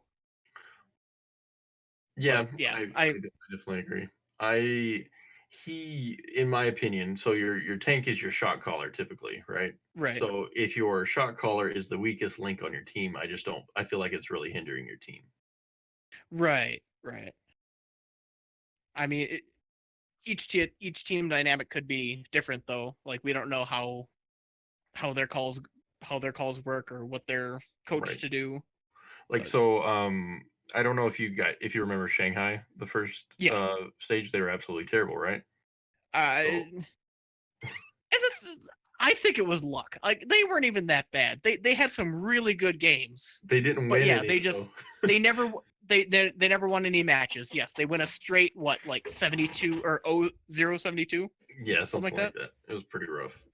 But they got a new tank for the next stage. And he was a shot caller that was known for being a good shot caller. And then they came and did a huge upset the next stage. Oh yeah. So I think that shot calling brings more value than individual skill a lot of time. At least at this rank. Yeah. Because at most other actual competitive ranks, skill can triumph over nearly anything. But if you do, shot calling does make a massive difference. yeah, there's all kinds of different ways to be of value in a competitive game. I think that Overwatch will prevail and do okay, but I think where you're going to have less and less community is where you have casual players trying to play because they're obviously they're catering to their professional audience. Right. Because yeah, they want the league to work, and if the league's gonna work, they gotta focus on what makes that better, which doesn't entirely better the entire game, and then you got everybody bitching because this character's overpowered. Well, it's not overpowered if you play this, but not everybody can play that, and Right. we get it. Yeah. But yeah, I like Overwatch. What do you think, Colt? Do you like Overwatch? Sorry, I just didn't add anything in there. You still laughing at memes? No, I didn't add anything in there because the only two things I really pay attention to competitive wise are Fortnite and Call of Duty. So when you guys start talking about Overwatch, I was like, I have no idea what they're talking about. I have no idea who these teams are. I'm just gonna let them go. But I tried to bring Call of Duty into it. Yeah, I do. But I will say I do respect Overwatch is a competitive game, and I will say that it definitely takes a little bit of skill and a little bit of shot calling. I know Grinch has a lot of skill in the game, and I will honestly say that I'm not very good at Overwatch, but when I have Grinch tell me what to do, I usually win. I have neither skill nor shot calling ability, so I'm kind of screwed. Like yeah, I'm a Call of Duty game, not a. I play turn-based RPGs. I mean, it still takes some competitive skill. I'm a competitive dating simulator. Why do you gotta talk about bacon like that? Thinking the same thing. I didn't say adult-oriented dating simulators. I'm just messing with you. Just messing with. I think Bacon tuned out for the Overwatch. So not tuned out, but like I didn't have anything to say. I don't think Bacon had anything to say for it either. Same. Yeah, we get it. Different games for different people. Yeah. I mean, some people don't need to deal with the BS that is Overwatch. Well, and I think that comes from any type of game that's competitive, though, is if you have a game that changes its meta too much or too little, the people watching are going to get stagnant or bored. Right. Yeah. So I think that Overwatch does okay for the most part. I think that the biggest oof I'll say for Overwatch was going from goats to double shield because no one liked either one of those metas. I mean, it's not like they chose to do that. It's the players that choose the meta, and the game. The guys who control it have to Rebalance. decide whether or not they're gonna mess it up or not. Yeah. Well, I think that they came out of goats. They should have instantly re-rolled the characters that back to the way they were before. Like as far as the armor changes and stuff they're doing now, that's kind of they were at this at one point. They did reduce 5 damage at one point. It's now at 3 going back to 5. And like so Lucio's speed boost and stuff, they've already changed in game. The only thing that they haven't changed back in game is Zenyatta's damage output, which he is by far the weakest. And needs some kind of rebalance or something because he's not viable.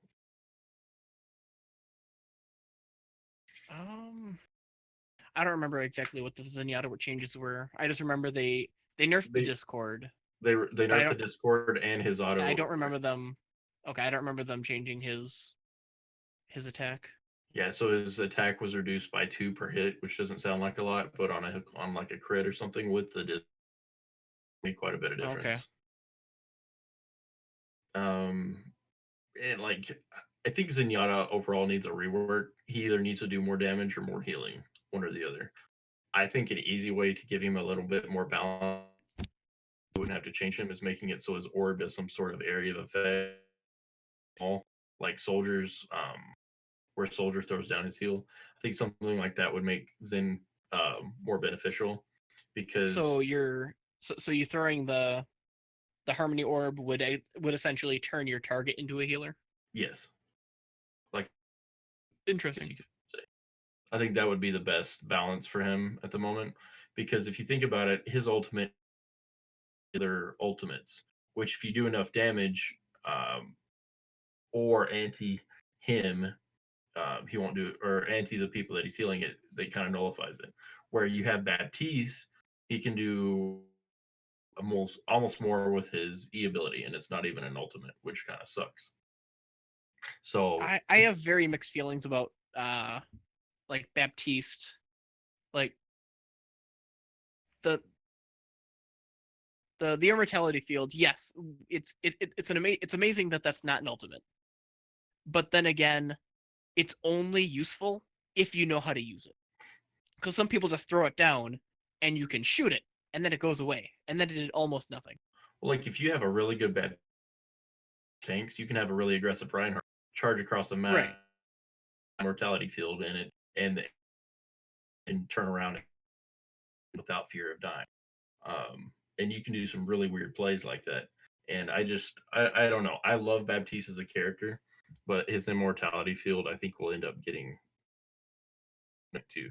It's not like it's not something that's got a lot of health. I mean, it's easily counterable, but Didn't they just nerf its health too? I think they lowered its health by 50 too. Yeah, it was 250. Now it's 200. Something like that. Yeah. Yeah. And it can now be targeted by Soldier's ult, and I don't know if Torp's turret targets it or not. Do you think there's any characters in the game right now that are like seriously overpowered, or? I wouldn't say overpowered, but there's definitely like some kind of skill creep on certain characters, like Doomfist for one. If you're a bad Doomfist, you aren't going to get any kills. But if you're good Doomfist, you can almost solo the entire enemy team. But there's a couple characters you could say, like you could say that about Genji, like most of the characters. Like, oh, if you're a good player, you can win. If you're a bad player, you can lose. Like, yeah, it's a pretty broad statement. But the way that Doomfist can jump into a fight, jump out, and just get one pick at a time, though, he has like crazy survivability if played right. Right. Now, was there any recent changes to Doomfist? Because last thing I heard, his nerfs made it a lot more difficult to just jump in and jump out. Well, like his nerfs didn't affect his get out. It just kind of nerfed his max damage. Like it didn't okay, so it didn't nerf the max damage. It nerfed the wind up on his punch, which still does the same amount of damage if fully it just winded. Takes longer to do it. It just takes a little bit longer to do it. And honestly, if you're doing a jump from really high, the way that they changed the length of his charge, it's actually easier to get a full charge on his punch when you hit the ground in that aspect. Okay. Interesting. And so when people are tapping Doomfist punch to get out of a fight, they're just tapping it. They're not getting a full charge anyway, so it doesn't really affect that portion of it. Gotcha.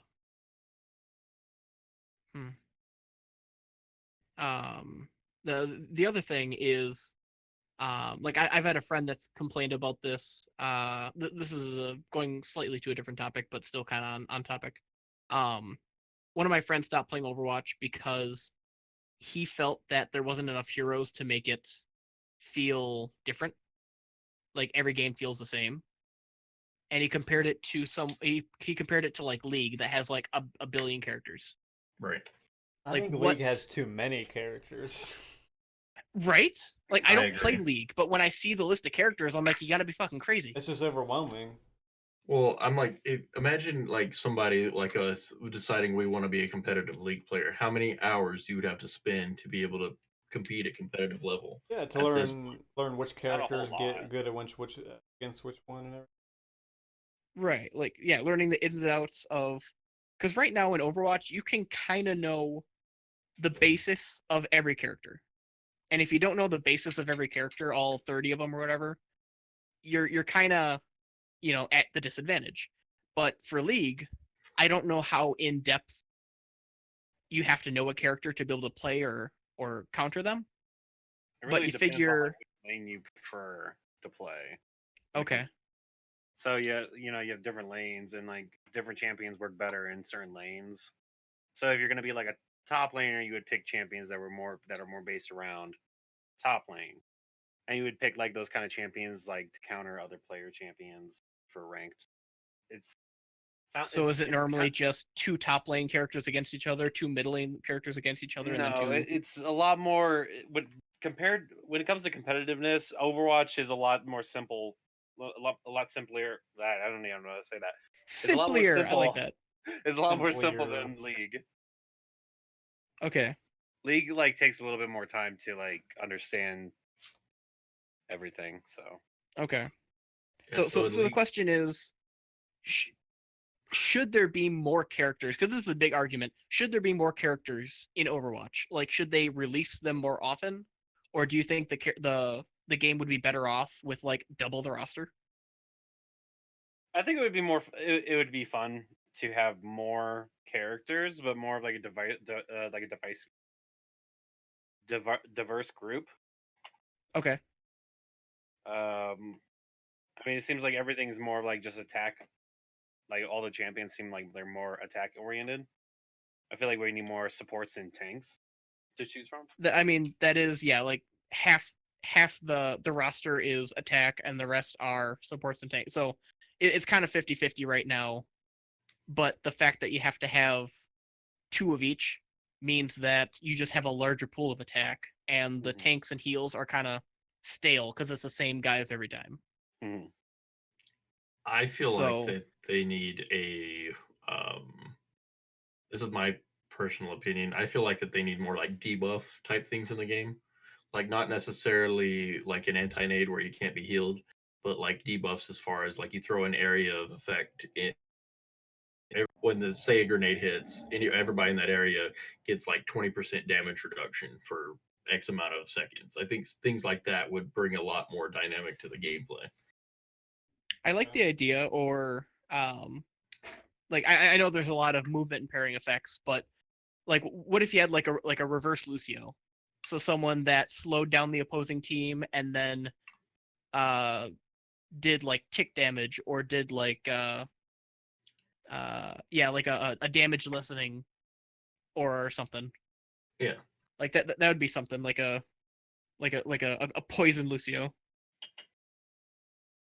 yeah. I mean, just like there's not that many like damage over a time abilities. Like Ash's Dynamite's really the only one I can think of that does serious damage. Widow's Mine is kind of laughable. Widow's, yep. It's still a tick damage, and you can still get kills off it. It's pretty cool when you do. Yeah. But yeah, I think Overwatch, once it hits about 40 characters or so, will probably introduce some sort of ban system also. Dang. Oh yeah, like they get rid of different ones before the match even starts. Yeah, I think like maybe each team will get to get rid of maybe 1 or 2 heroes each team, something like that. I feel like if they did that with Call of Duty and their weapons, the M4 and the 725 would be the first 2 banned. Kind of on topic, and going back to a previous topic, so Jane, one of the guys that helps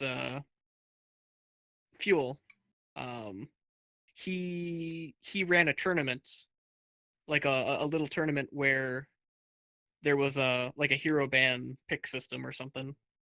I don't remember the exact outcome, but it seemed to go well. It was just kind of a little test on like, would this work in Overwatch? But that would be something to look at, as far as like the hero ban system.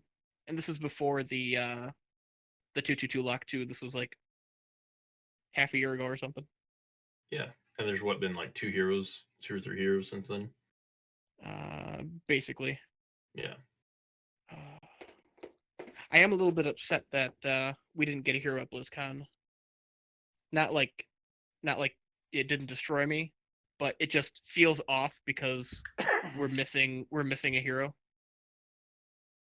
We've gotten 3 a year, and we only got 2 this year. I hate Sigma.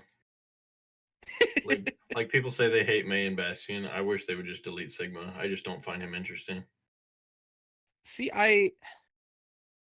there's parts of him I don't like. He doesn't feel right. He feels so right playing. I will agree to disagree. Okay. I will agree to disagree. He says. Like, I don't like fighting him, but I like using him. I don't like him in general. It's a feet thing, isn't it? It's just a him thing, like his stupid face. Oh my God. I get it.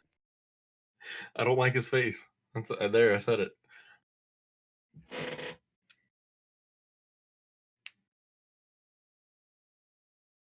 The whole Overwatch community is going to be after me now.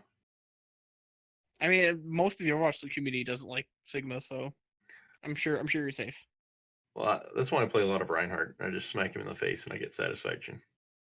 Exactly. See, that we can agree on. Like, oh, okay. Here, we want to keep talking about Overwatch, but we want to talk about controversy. Moira's orb.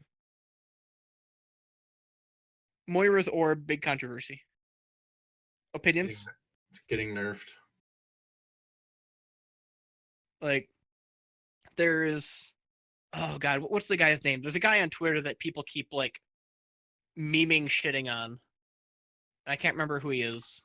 There's a top 500 like Moira player. I think that's who you're talking about. At least if I'm thinking about the same person. No, he's an Ana player. Okay. And he's an Ana player, and he was bitching about losing to Moira's because the orb is random and takes no skill. Well, there is a top 500 Moira player that is notorious for getting behind people and being able to take like 2 or 3 people out, and they're really pissed off about it. Nice. Yeah. I mean, that's why they're top 500. Yeah.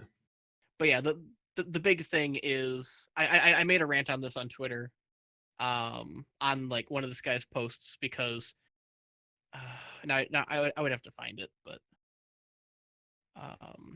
yeah, like hate on Moira's orb has been growing because it apparently now is a problem that it bounces off of walls and it does so much damage and it doesn't have to target you. It just kind of, sucks from you and like. So like Symmetra's turrets and. Like it has the equivalent of Symmetra's old beam, where you don't have to just point, like it just connects to the opponent, and because it bounces off of walls and it has such a long reach. I think mainly what they're complaining about is that it bounces off of walls, so you can just like fire it randomly, and it can come back like a minute later and kill someone. And, oh my gosh, it's pretty funny. I'll try to find this video because this guy was complaining because a Moira threw a healing orb randomly, and then this Moira wiped almost the entire team, and then right when she was about to die, the healing orb came back and healed her so she didn't die, and then she ulted, killing the rest of the team or something like that. Oh my gosh. Yeah. So there was a funny game that I played, and this is the biggest thing I've done in Moira. Our Mei threw out a blizzard. Then the enemy threw a Diva bomb, wiped out my entire team. I then used a damage orb and coalescence and wiped out the enemy team because they were all stuck in the blizzard. It's pretty Makes funny. sense. Yeah. Good, like you faded so you didn't die from the Diva bomb. Yeah. Yeah, she's really hard to heal, but I think that she'll have some good balance changes.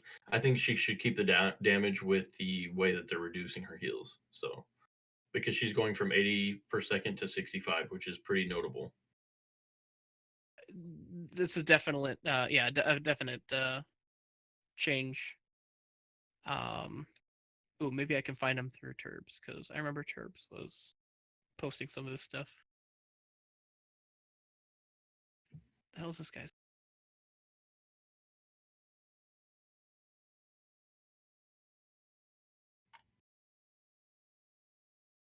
If I make an Overwatch team, it's just going to be called OK Boomer. And it's going to be all the old people. It's going to be like Anna, Reinhardt, Soldier 76, Reaper. Oh, here it is. So it's at Samito FPS, Sammy D. He's the one that's been kind of bitching about Moira.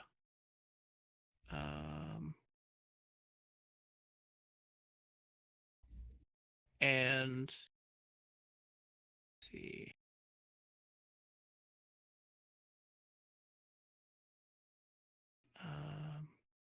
Like Darwin, the guy who's been making all the Overwatch. I don't want to call them mods, but like the workshop modes. He made a video. He's like, here, I reworked Moira's ult, and it's just Moira throwing like 50 orbs and then ulting. Like, were they really fast? I'll just share this. Oh god, he just woke up. Son of a gun. Okay, I'm gonna have to go. But right. here I'm going to. We're at a stopping point, anyways. Yeah. Yeah. I'm gonna share this guy's account in the Discord so you can just scroll down and see all the hate on Moira. Okay. And I like he's retweeting Moira memes too. Like I think he's just made this. He's just accepted that this is a thing. Wait, is this it? No, that's not the one. I gotta find this one that I talked about the Moira. It was on Watchpoint Gibraltar, or not Watch. No, it was on the Moon Base, whatever the Lunar Colony. Yeah. I really want to find it. But I'll keep looking and I'll send it to you guys later. Okay. Well, thank you all for coming out to the stream tonight. We had fun. If you guys have any topics, we'll put it in the Discord channel. Thank you for everyone who's coming out or watching. We looks like we've got a couple watchers, and until next time, we'll be hanging around the castle. Oh my gosh. I don't know what kind of outro we should do. I don't know. We'll workshop something. Yeah, we'll think of something. See ya. Bye. Bye. See you next time. Oh, I didn't realize we were still in the stream. Yeah. Oh yeah, I still didn't. So.